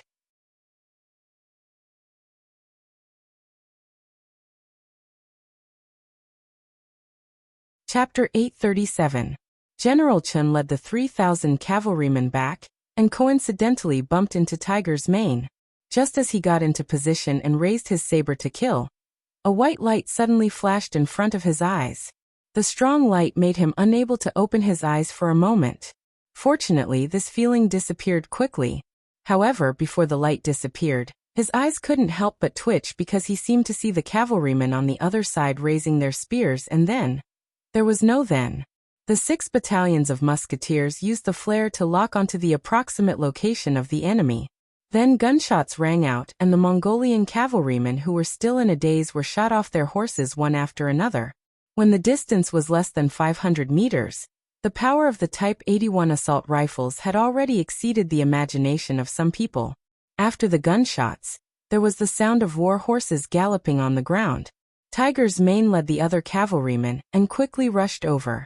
Taking advantage of the moment when the enemy was stunned, they raised their sabers and slashed down. As they slashed, the Mongolian cavalrymen fell off their horses one after another. Without knowing the enemy's situation and the fact that they were defeated, the 3,000 Mongolian cavalrymen couldn't even unleash their advantage, and were pierced through by the arrow formation. Naturally, the reason why they were able to succeed so smoothly was because they weren't elites to begin with. They were all recruited by Fan Yuhai when he was roaming the grasslands. Their combat strength could only be said to be average. Their numbers were inferior, their quality was inferior, and even their will to fight was much weaker. After just one wave of attack, they took at least 1,000 heads. After just one attack, the 3,000 cavalry were crippled. General Chen was unfortunately killed by a musket. Without a head, the Mongolian cavalrymen scattered like birds and beasts. Those who could run ran away without a trace. Those who couldn't immediately threw down their weapons and surrendered. Leave a battalion to look after the captives. Also, take away their war horses. Everyone get 2 horses and continue the chase. After tasting the sweetness of victory, Tiger's mane didn't have any intention of stopping. To him, this was a once-in-a-lifetime opportunity. Unless the sun was about to rise, unless his independent division was crippled, he wouldn't stop the chase. The Mongolian cavalry was still retreating at a moderate pace. Although they were retreating in a hurry, they still brought a large amount of rations with them when they left. This was also the reason why they could not run fast. Half an hour after General Chen's 3,000 men were sent out, another scout reported that there were still mercenaries chasing after them, and they were less than 8 miles away. For cavalry, a distance of 8 miles could be covered in 2 or 3 charges. Hearing this, Lu Duo wanted to stop the army and have a head-on clash with the mercenaries, but he was worried that he would fall into their trap. He wanted to ask General Fan, who was already unconscious, but he was afraid that this would show his incompetence. In the end, he made his own decision.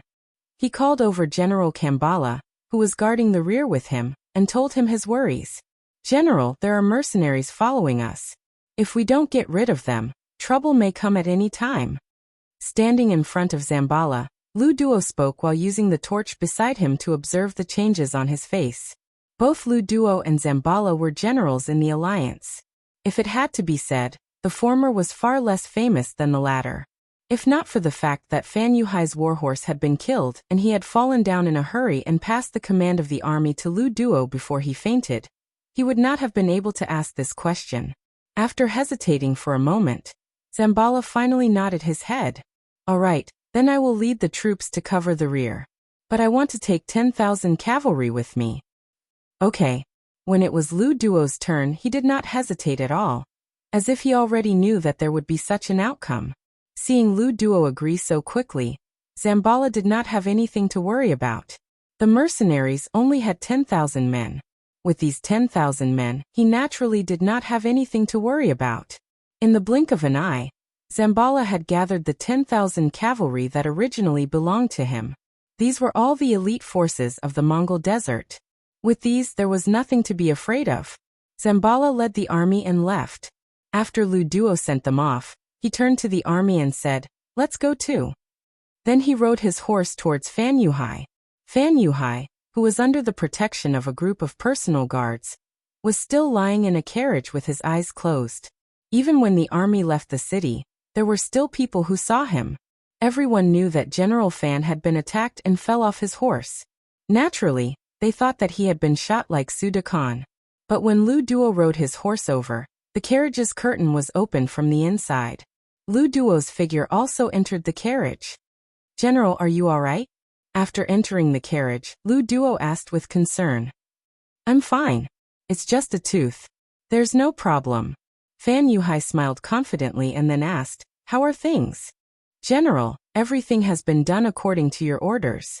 You really have great foresight. The mercenaries really did chase over. I first sent General Chun, who was close to the Mongol army, out. As expected, he was not a match. Then Zambala brought 10,000 troops to cover the retreat." Lu Duo looked at Fan Yuhai with admiration as if he was looking at a god. The god of war was indeed admirable. He could always turn something rotten into something magical. But Lu Duo still thought that their general was not bad. He also had great foresight. If it wasn't for the fact that the general's starting point was too low and he couldn't make many decisions, if they really had the same number of troops, it would be hard to tell who would win. Just like now, the general was just taking advantage of the situation and beating them at their own game.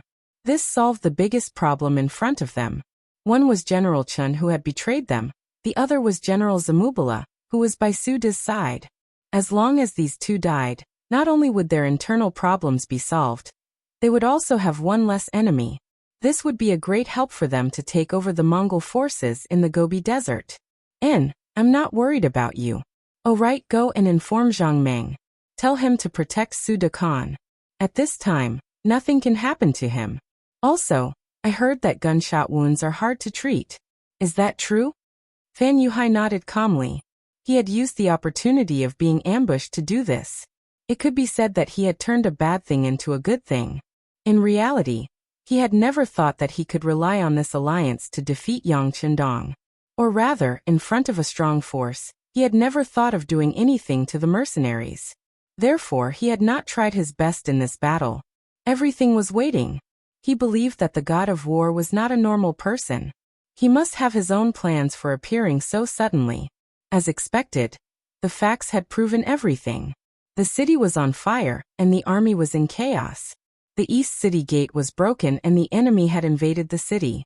The series of attacks made Fan Yuhai speechless. At the same time, he used the opportunity to achieve his own military goals. This was the nature of a fierce and ruthless person. As long as it was beneficial to him, he would do it. As for emotions and allies, he could throw them all to the back of his mind. Only benefits were what he pursued and needed.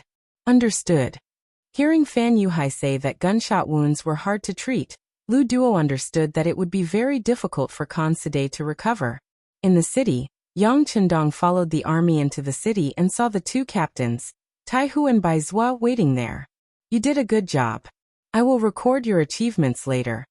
Yang Chendong knew that the ancient beheading operation was different from the modern one. The generals in the modern army usually did not have many guards around them. Even if they did, they would not follow them at every step. Unlike the generals in the modern army, they all had bodyguards protecting them. Some even had servants. When they went out, they would not leave their side at all. It was very difficult to take their head in the midst of tens of thousands of soldiers. It was already very good to be able to complete the mission. Excitement flashed across the faces of the two captains, but then Baizhua lowered his head and said with some shame, "Sixth young master, I personally went to carry out the operation against Fan Yuhai, but there were too many bodyguards around him. I did not wait for the right opportunity and only hit his horse, causing it to fall to the ground." Fan Yuhai was fine, which was something that Yang Qindong regretted. However, when he thought about how this person had been defeated by him more than once, and how the facts had proven that this person was not terrifying, he said magnanimously, "It's fine, this is his fate. Perhaps this is not a bad thing for us. But next time, we won't be so lucky. And next time, we definitely won't let him escape." After hearing the encouragement, Baizhua said with a very firm attitude. This time, he had also hardened his heart and strived to achieve great merit when he had the chance. At this moment, one of Tiger's Mane's bodyguards came 5 meters in front of Yang Qindong, dismounted and saluted. "Sixth young master, our division commander led the army to pursue the enemy." Oh! Yang Qindong's eyes flashed. He could understand Tiger's Mane's feelings. After the previous defeat, he wanted to prove himself through a big battle. Now that the enemy had fled in panic, it was indeed a good opportunity to pursue. However, when he thought of Fan Yuhai's various methods, he was still a little worried. He looked at the captain of the 1st Guard Squad, Qiu Vi, and asked, "Have all the regiments reported their positions? Who is the closest to the independent division?" Reporting to the 6th young master, the 1st Regiment of Tatar Cavalry is killing the enemy outside the city. There is also the Ferocious Tiger Regiment and the 1st and 2nd Regiments of Cavalry in the city. Good. Immediately inform Commander Su He. Tell him to put down the matter at hand and use the fastest speed to chase after the independent division and provide support. Also, inform the Ferocious Tiger Regiment and the 1st Regiment of Cavalry to follow us to the north. He knew that a thin camel was bigger than a horse. Once the Mongol tribes in the north stabilized their morale, the independent division would not be able to defeat them.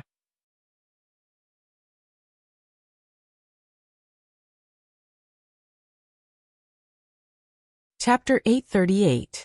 After the order was given, other than the 2nd Cavalry Regiment, the other regiments and battalions followed Yang Qindong to the north of the city. At this moment, 100 miles away from the north of the city, Tiger's Man's independent regiment had clashed with Kambala's 10,000 cavalry, and a huge battle had begun. When two armies met on a narrow path, the courageous would win. After the two armies unexpectedly met on the battlefield, without the slightest bit of nonsense, the two sides fought together. Gunshots, shouts, and roars mixed together. No matter if it was Tiger's Man or Kambala, they were both very prideful people. Since they started fighting, they would not back down easily. Just like how a mountain could not contain 2 tigers, only one person could stand on the battlefield. First, a series of gunshots rang out, killing hundreds of enemies in the dark night, and the distance between the two sides was pulled closer. Withdrawing 6 battalions of musketeers, Tiger Brilliance led the other 8 battalions of cavalry to personally lead the charge, becoming the tip of an arrow as they charged towards the enemy formation. In the dark night, in order to see the situation around them clearly, both sides had no choice but to light up their torches. From afar, the battlefield looked like a walking fire dragon, majestic and shocking. In terms of military strength, Tiger's Edge was still at a disadvantage. He only had a little more than 3,000 men, but he had to fight with 10,000 cavalrymen. However, that didn't mean that he would lose.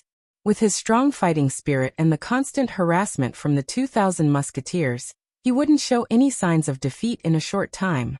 Both sides fought together, and from time to time, there would be warriors falling off their horses and dying. It was not the arrow that pierced into the Mongol cavalry and dealt them heavy damage, but it was the arrow that was completely surrounded by the enemy's forces, and in the end, when there was only one person left, all of them would die. The cruelty and mercilessness of the battlefield was vividly displayed at this moment. In less than an hour, both sides had paid a heavy price. Slowly, the advantage of the Mongol cavalry's numbers was revealed. This time, Kambala had brought elite cavalry. In terms of fighting ability and individual strength, they were only slightly weaker than the independent regiment. This could be made up for by the advantage in numbers. Luckily, when the independent regiment was struggling, the 1st Tatar Cavalry Regiment arrived. Regiment Commander Suhi shouted, and fresh troops entered the battlefield. The addition of this new force caused the tilted battle platform to become more balanced. Seeing more and more mercenaries, Kambala's mood also changed. His mission was not to destroy the mercenaries behind him, but to block them and buy time for the main force to retreat. Now, it seemed that more than 2 hours had passed, and the sun was about to rise. His mission was complete. Even if he retreated now, no one could blame him. At this moment, he was thinking about retreating. Hu Meng seemed to have seen through Zamubala's thoughts. How could he be willing to give up? It was not easy for him to seize this opportunity. He would definitely not let the other party escape. After giving the order, the entanglement became even more intense. It was as if they were both in the same boat. As the battle continued, the disadvantage of the Mongol cavalry became more and more obvious. They were elites, but this battle was not to attack, but to stop the enemy. It was the same as them using their lives in exchange for others to escape. It was impossible for them to not be angry. This kind of battle was not what everyone liked. If they won, they would only complete a military mission.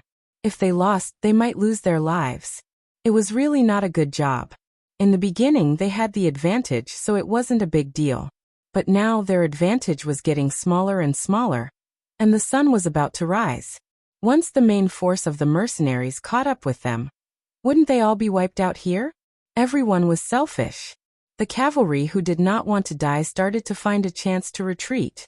Facing the attacks of the mercenaries, they did not resist as fiercely as before. The morale of the troops was obviously shaken at this moment. As the main general, Kambala was naturally deeply affected. He could understand the mentality and situation of the soldiers, so he did not blame anyone. He steeled his heart and decided to abandon the 1,000 cavalry to stop the mercenaries while he led the main force to escape. He even had the thought of cutting off his own losses. But before he could think about it, a large number of torches appeared in the west and were quickly moving towards the battlefield.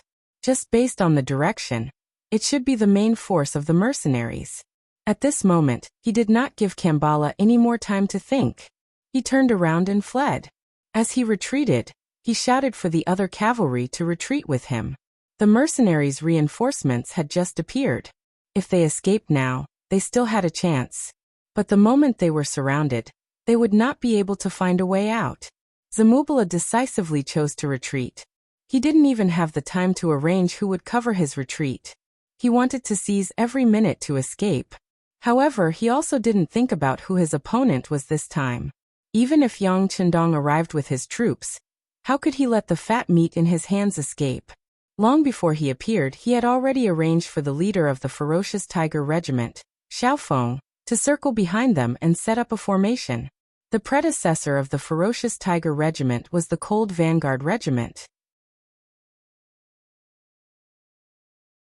The old soldiers were not only equipped with the 95 style, they were also equipped with 7 steel crossbows. No matter if it was close combat or long range, they could be called the king. With such an elite army placed there, how could you escape just because you wanted to? Kambala did not know this. But very quickly he realized that the situation was not right. The retreating army continued to fall on the path of the charge. The continuous firing of the muskets was like firecrackers being lit. It continued to ring out. Every time a bullet was fired, there would be a cavalry soldier falling off his horse. Stop the charge. Seeing the continuous casualties, Kambala finally knew that his path of retreat was cut off. Since that was the case, he turned his horse around and decided to fight to the death with the mercenaries. Compared to the unknown path ahead, it was better to turn back and fight the mercenaries head-on. If he was lucky, he might be able to kill his way out. Even if he was unlucky, he might be able to kill 2 more enemies. Kambala turned his head and launched a counterattack. His horse galloped forward. He had the idea of charging forward recklessly and fighting his way out. However, his luck was too bad. He met the 2 generals Tigersman and Suhi head-on. 2 against 1, heart against heart. After clashing with 3 blades, Kambala's chest had a wound of about 40 centimeters.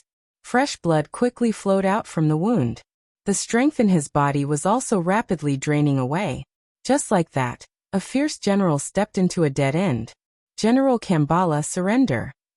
Seeing the fatally wounded Kambala, Tigersman lowered his cavalry blade and said with a trace of admiration, although they were enemies, the other party fought bravely. Just this point alone was worthy of his respect. A true Mongol cavalry does not surrender. Go and die. Summoning the last bit of strength in his body, after a roar, Kambala continued to gallop forward. It was as if he wanted to perish together with Tiger's man. The cavalry blade flashed. A blade to the throat. Tiger's man firmly held onto the cavalry blade that was still dripping with blood. Beside him, Kambala's body trembled. Then with a plop he fell off the horse. His eyes were wide open, indicating the unwillingness in his heart when he died. However, if he knew that he was only used by Fan Yuhai, and that his head was delivered to the hands of the mercenaries by his allies, he might not be able to close his eyes. Kambala died in battle, and the sky began to brighten. The situation on the battlefield was so clear. Under the encirclement of cavalry and muskets, the Mongol cavalry finally put down the curved blades in their hands and knelt down to surrender. This battle was not bad. Seeing that at least 4,000 Mongol cavalry were captured, and they were the elite type, Yang Chendong revealed a gratified expression when he looked at Tiger's man. Before, he was really worried that after the last battle, Tiger's man's fighting spirit would be shaken and he would be afraid. Or if that was the case, he could only keep this person by his side and do some things that he could do. Fortunately, he did not disappoint him and his might did not decrease. After being praised by Yang Chendong, Tiger's man's tiredness immediately disappeared. He opened his mouth and laughed. With these words, everything was worth it. Okay, the independent division will stay and clean up the battlefield. The other regiments will follow me back to Wanda City. There is still a big battle waiting for us. Yang Chendong stretched out his hand and patted Tiger's man's shoulder. He turned around and shouted to the other regimental commanders who had gathered. While he was on his way to help Tiger's man, the 2nd Tatar Cavalry Regiment had sent news that they had surrounded Agadorji and his 10,000 men in Guangwu City, which was not far from Wanda City. This news almost didn't make Yang Chendong turn around. He knew that rice had to be eaten one bite at a time. In the end, he decided to help the independent division solve the problem first before going to Guangwu City to help. Considering that he only had one regiment, and it was not a full regiment, he was afraid of losing the situation. He also ordered Luju's 2nd Cavalry Regiment, who was cleaning up the battlefield in Wanda City, to send a battalion to help. He also arranged for the reconnaissance battalion, Su Yinsheng, to bring reinforcements. Now that the matter here was finally solved, it was time to go to Guangwu City to take a look. To tell the truth, this time's decision was somewhat beyond his expectations. Before the battle, he had only given orders to the regimental commanders to act according to the circumstances. He did not expect that his regiment could actually blast 10,000 enemies into Guangwu City. Speaking of which, this decision was not a coincidence, but a manifestation of his own superior wisdom. After receiving the military order, he took the 2nd Tatar Cavalry Regiment, which only had 2,000 men, into Wanda City. He sent people to inquire about the situation in the city. With the help of the reconnaissance battalion, he learned that Agadorji had left through the west gate. He also learned that this person had been shot in the shoulder, and was afraid that he would not be able to move quickly. After that, a bold idea was born in his mind.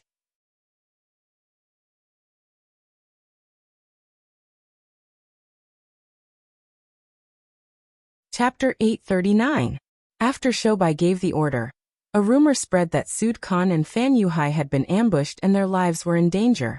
Many of the Mongol soldiers had already surrendered to the mercenaries. At the same time, he ordered his soldiers to hold 4 torches each and chase after the Tatar army under the cover of the night. As soon as the rumor spread, the scout at the rear reported it to Agar Dorji, who was fleeing in the carriage. The gunshot wound on his shoulder was no longer bleeding, but the bullet had not been removed. Every time he moved, he would feel excruciating pain. But when he heard that Sud Khan and Fan Yuhai were in trouble, he could not help but laugh to the sky. Ha ha ha ha, good, very good, they are in a worse situation than me.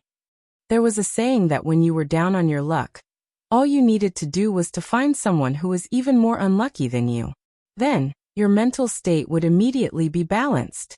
Agar Dorji, who was laughing, had an ugly expression on his face. He was worried about his situation, especially when he heard from his subordinates that there were mercenaries chasing after him. They didn't know how many of them there were, but they estimated that there were about 7,000 to 8,000 of them based on the number of torches. Agar Dorji's expression became even more bitter as he thought that the main force of the mercenaries was targeting him. At this time, the army was just passing by Guangwu town, which had been occupied by the Allied army. Seeing the city in front of him, he did not want to be ambushed by the mercenaries. He ordered his soldiers to enter the city and use the city as a base to defend. When the army entered the city, the 4 gates were quickly closed. Only then did Shoubai feel relieved. If the enemy did not pay attention to him, then with his 2,000 men, he would not be able to stop the army and create enough time for the main force to surround the town. Now that they had entered the city, they were like turtles in a jar, at the mercy of the mercenaries. The sky gradually brightened, and a battalion of the 2nd Regiment of Reinforced Cavalry and the main force of the Reconnaissance Battalion arrived at Guangwu town, cutting off the enemy's escape route.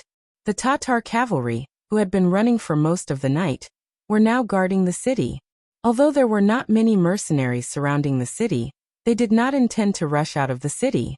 In their view, with the protection of the city, it was much better than being surrounded on all sides of the grassland. In the morning, Yang Chendong and the main force of the mercenaries finally arrived at Guangwu town. When he saw that the city was completely surrounded, the 6th young master's face revealed a smile. Good, this time Shoubai has done a great service. 6th young master, you flatter me. It's just a little trick. Shoubai did not dare to claim the credit.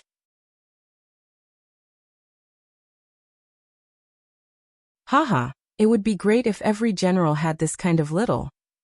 Yang Chendong was still chuckling. He then patted Shoubai's shoulder, full of appreciation. Previously, Shoubai had suddenly been promoted from a fallen general to a regiment commander. During this time, he had not made a single contribution, only following Yang Chendong to the capital. This had caused the dissatisfaction of many people, but no one dared to challenge the authority of the 6th young master. Now reality had given those people a slap in the face. At this time, Yang Chendong had openly said that if other officers had this kind of ability, they would also be promoted and placed in important positions. There were many brave and fierce generals in the mercenary army, but there were too few people who could hold their own. And those who had this kind of ability were now division commanders. The other regimental commanders were brave in battle, but they lacked the necessary tempering. With this order, the mercenary army surrounded Guangwu so tightly that not even a drop of water could pass through. Any other army would have been waiting for the Tatar army to break out of the encirclement, or for them to surrender when they ran out of provisions. It was just a town, and without any preparations, there was no way it could support an army of 15,000 soldiers. But in Yang Chendong's eyes, he wasn't willing to wait any longer. 2 mortars were pulled to the foot of the city wall. Every 8 hours, 2 shells would be fired at the defeated Tatar army. These aimless shells seemed to fall anywhere. As they crashed into Guangwu town, the Tatar soldiers began to scream in pain. They lacked food and clothing, had no future, and could fall at any moment. How long could they last? In the impenetrable encirclement of Guangwu town, which had no water source, after just 4 days, some people began to drink from the snow on the streets and roofs. But the weather was getting warmer, and there was not enough snow, so the situation became even clearer. 7 days later, after being shot, lacking medicine, and having Hilario's corpse hung outside the city, the chaotic King Agadorji died in a fit of rage. Like a dragon without a head, it opened the door and surrendered. Without wasting a single soldier, the 15,000 Tatar cavalrymen surrendered, and the mercenaries returned to the first city with the might of a great victory. This battle lasted for a total of 11 days. The shattering Meng army, injuring Sud, killing Agadorji, and the mercenary army returned to the city. In the beginning of spring, the grass began to sprout, and the willow trees were green. A new wave of construction in the city had begun. Under the planned step-by-step work, Sure City appeared in front of the world with a small change a day, and a big change a few days later. Trees that took a lot of effort to move from hundreds of miles away were planted inside and outside the city to resist the wind and sand. The people of Sure City felt like they were in a different world. The changes in the army also began. Among the 20,000 prisoners, warriors were constantly selected to supplement the various divisions. It seemed like the Duke of Loyalty was not satisfied with this change. He immediately sent a telegram to the political department of Chichen City, and the army-building operation officially began. The commander of the First Army on the Sea was decided, and as expected, it was Gao Xiong. A shining golden badge was worn on his body, and the order to promote him to Major General was given. The new army on the land. The choice of commander was out of everyone's expectations, but everything was within reason. The commander, Tiger's Mane, was not the Lung Song that everyone had imagined. The moment the order was given, Lung Song closed the door in the Lung residence in Chichen City, and did not see anyone. He did not even appear in front of the military department. This situation lasted for 3 days, and Yang Wu came. The door was opened, and no one dared to stop him. Although Yang Wu was from the Yang family's Yang family, he had an extraordinary transcendent status in Crimson Nest City. As for him, he didn't even have a fixed official position, but he could meddle in and ask about anything. Lung Song, who closed the door to visitors, could not give face to anyone in Chichen City, but he could not avoid Yang Wu. The moment the door was opened, Lung Song, who was dressed in civilian clothes, sat in the main hall and welcomed guests. In the main hall, Yang Wu's expression was calm, especially when he saw that Lung Song was not wearing the uniform that matched his status. Instead, he was wearing civilian clothes. He shook his head gently. "Commander Lung, are you going to retire from active service?" If it was any other time, the weight of this sentence could be imagined. He would have been in fear and trepidation, but at this moment he smiled bitterly and said, "I'm afraid I can't wear it even if I want to." "Brother Yang Wu, don't you think so?" "Oh, who said this? Please tell me." "Yang Wu will charge him with the crime of spreading rumors and creating trouble.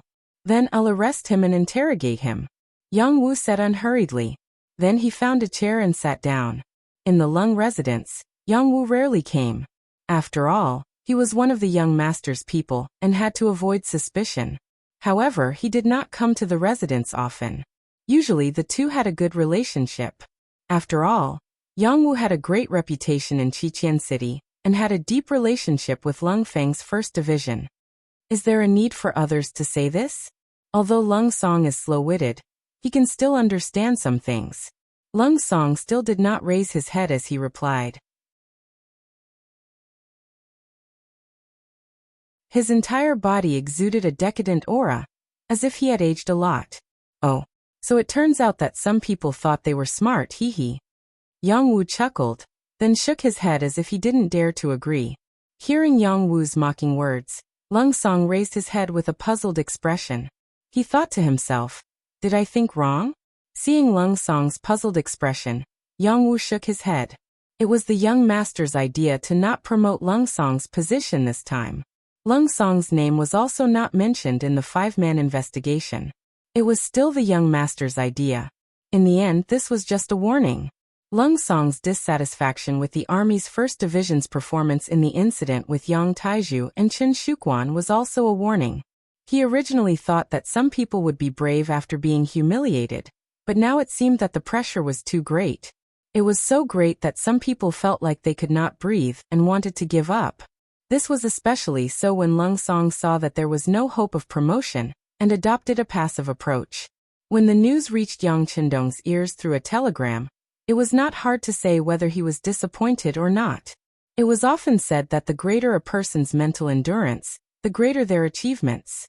Just from this sentence alone, it was clear that Lung Song's performance was not good. Yang Qindong even wanted to give up on this person. He had raised Lung Song with one hand, so of course he could suppress him with one hand. However, at this time, the future 6th Madame Wan Xiaoyu suddenly sent a telegram. She was actually pleading for Lung Song. The telegram did not have many words. The meaning was simple and clear. Everyone would make mistakes. Lung Song was just temporarily blinded by fame and fortune. In reality, his character was not bad. In Yang Tieju's case, it was already proven that he was not involved. In the investigation, there was also no evidence that he had made any mistakes. His mistake was that he had been too proactive in this period of time. His mistake was that he had contacted some people he should not have contacted, wanting to be promoted. Lung Song thought that if more people were willing to speak up for him, he would be able to firmly wear the title of Army Commander and Major General. However, he did not think about who gave him everything in Crimson City. If that person did not nod, what was the point of letting 1,000 people speak up?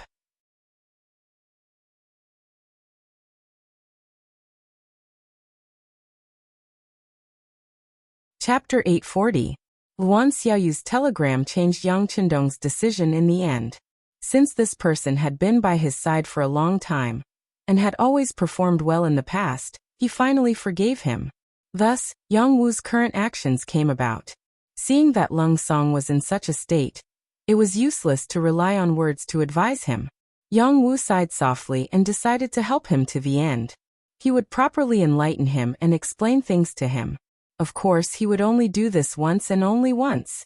If Lung Song still did not know when to back down after this incident, then he would really have to give up. Division Commander Lung, the young master still has hope for you. After a moment of silence in the hall, Yang Wu finally spoke. Just this sentence alone made Lung Song's eyes light up.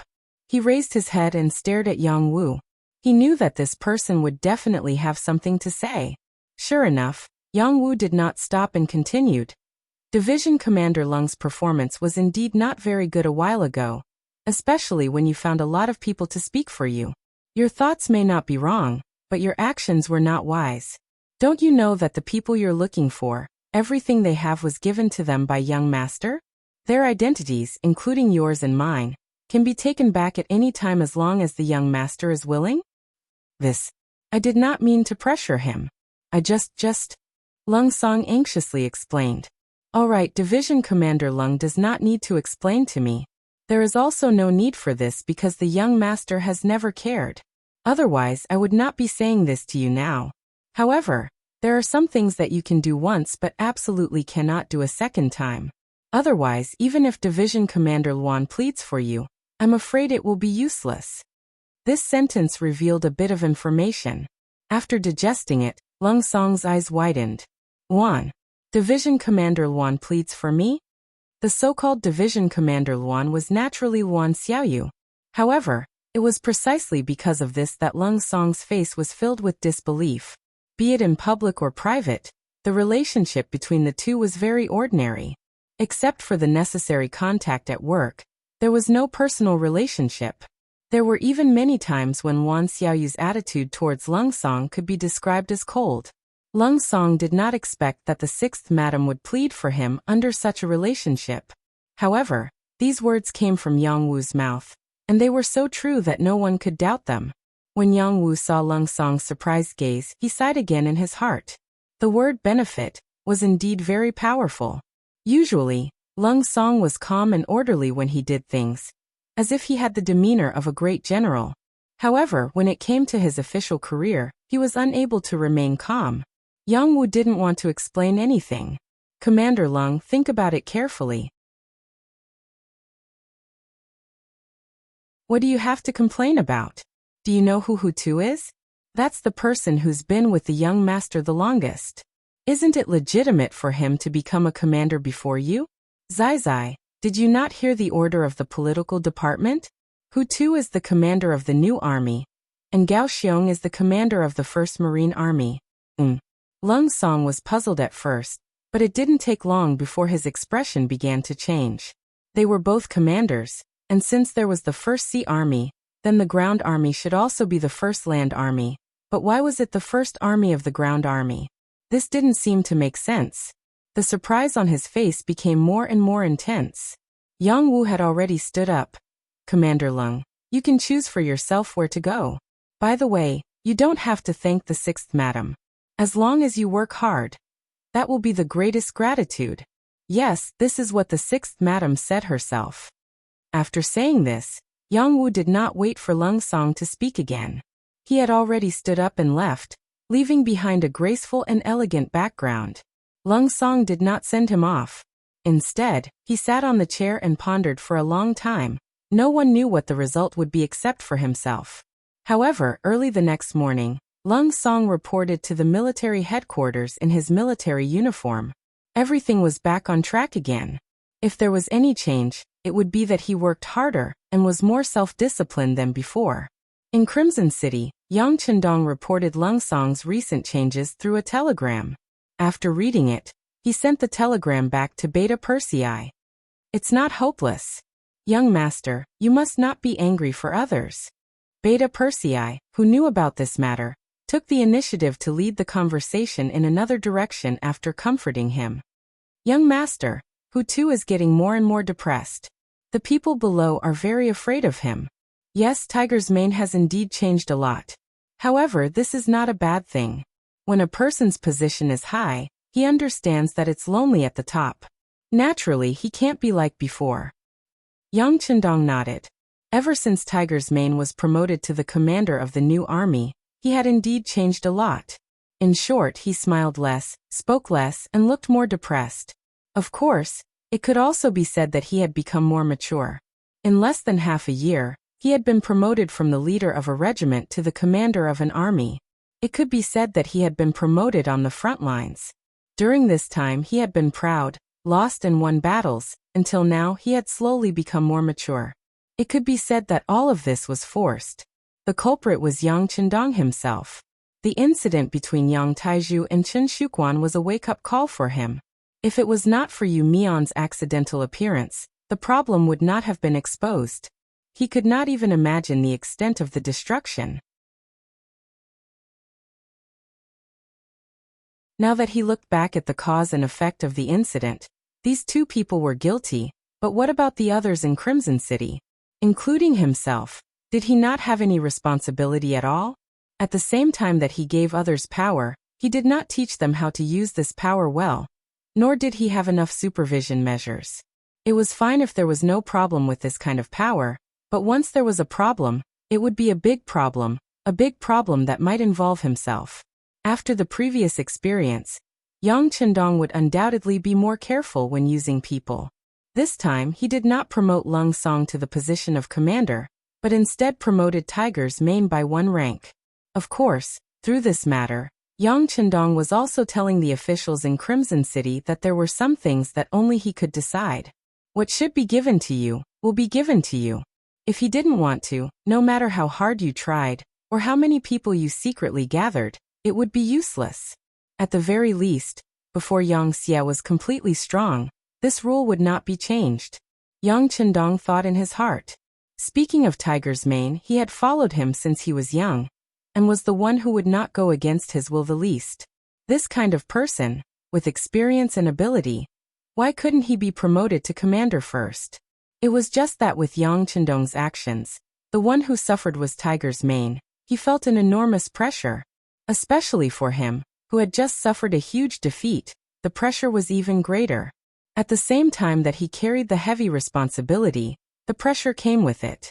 All the changes in Tiger's mane were within Yang Chendong's expectations. But at the same time, this kind of change was delightful, because it proved his growth, proved that Tiger's mane was moving from an intermediate officer to a senior officer. As long as he could get through this, it would be much smoother for him when he did things in the future. Let's go and take a look at the new army. Yang Chendong stood up. Since he had chosen to put the heavy responsibility on Tiger's mane, he naturally wouldn't just move his mouth. When it was time to put in effort, he would put in effort. The new army's barracks were still the same as the old barracks 10 miles outside the city. The only difference was that they had heavier responsibilities. Since it was called an army, there would naturally be divisions under it. The new army had 3 divisions, 3 regiments, and 1 battalion. The 3 divisions were the Independent Division, the Tatar Division, and the Recruit Division, led by Xian Honghai, Suhi and Luzhua. Tiger's mane was the commander, and Shibi was the deputy commander. The 3 regiments were the Heavy Cavalry Regiment Commander Zhui Feng, the Light Cavalry Regiment Commander Ma Xiangshan, the Direct Cavalry Regiment Commander Ding Yu, and the Reconnaissance Battalion Commander Ding Shan.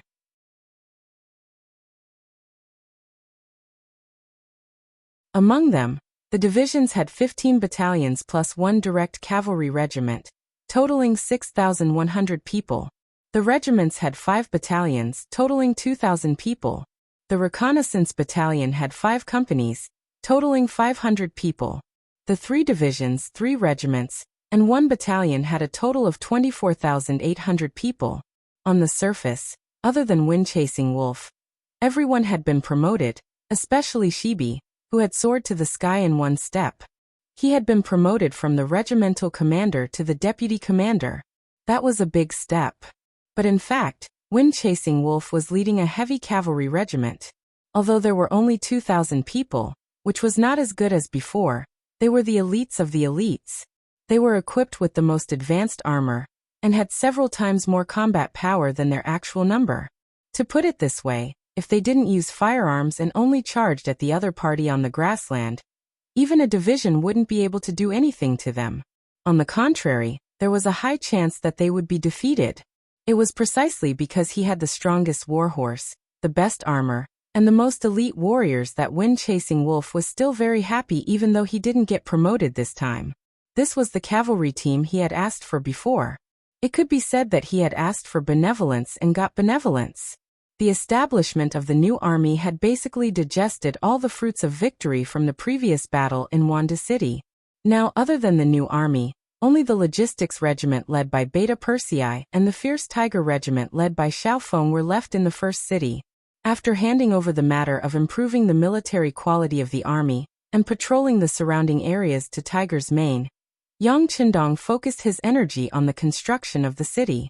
There was no doubt that the first city would bear a very important position in the future, and would even become an important symbol of the mercenary army. The planning and construction of the city were the most important problems. There were many things that even Yu Mian himself couldn't do. It was only the 6th young master who did it personally. Just as Yang Qindong's attention shifted from the war to the construction of the first city, the Ming army in Tulu City, which was 800 miles away, finally began to move. You're tuning in to the Li Mei's Wuxia Whispers YouTube channel. We're so grateful for your support, and don't forget to subscribe to join us on this incredible journey through captivating stories. Your generosity through donations truly makes a world of difference, as it's the primary source of revenue that allows me to expand and enhance this channel for you. Thank you from the bottom of my heart for being a part of this adventure.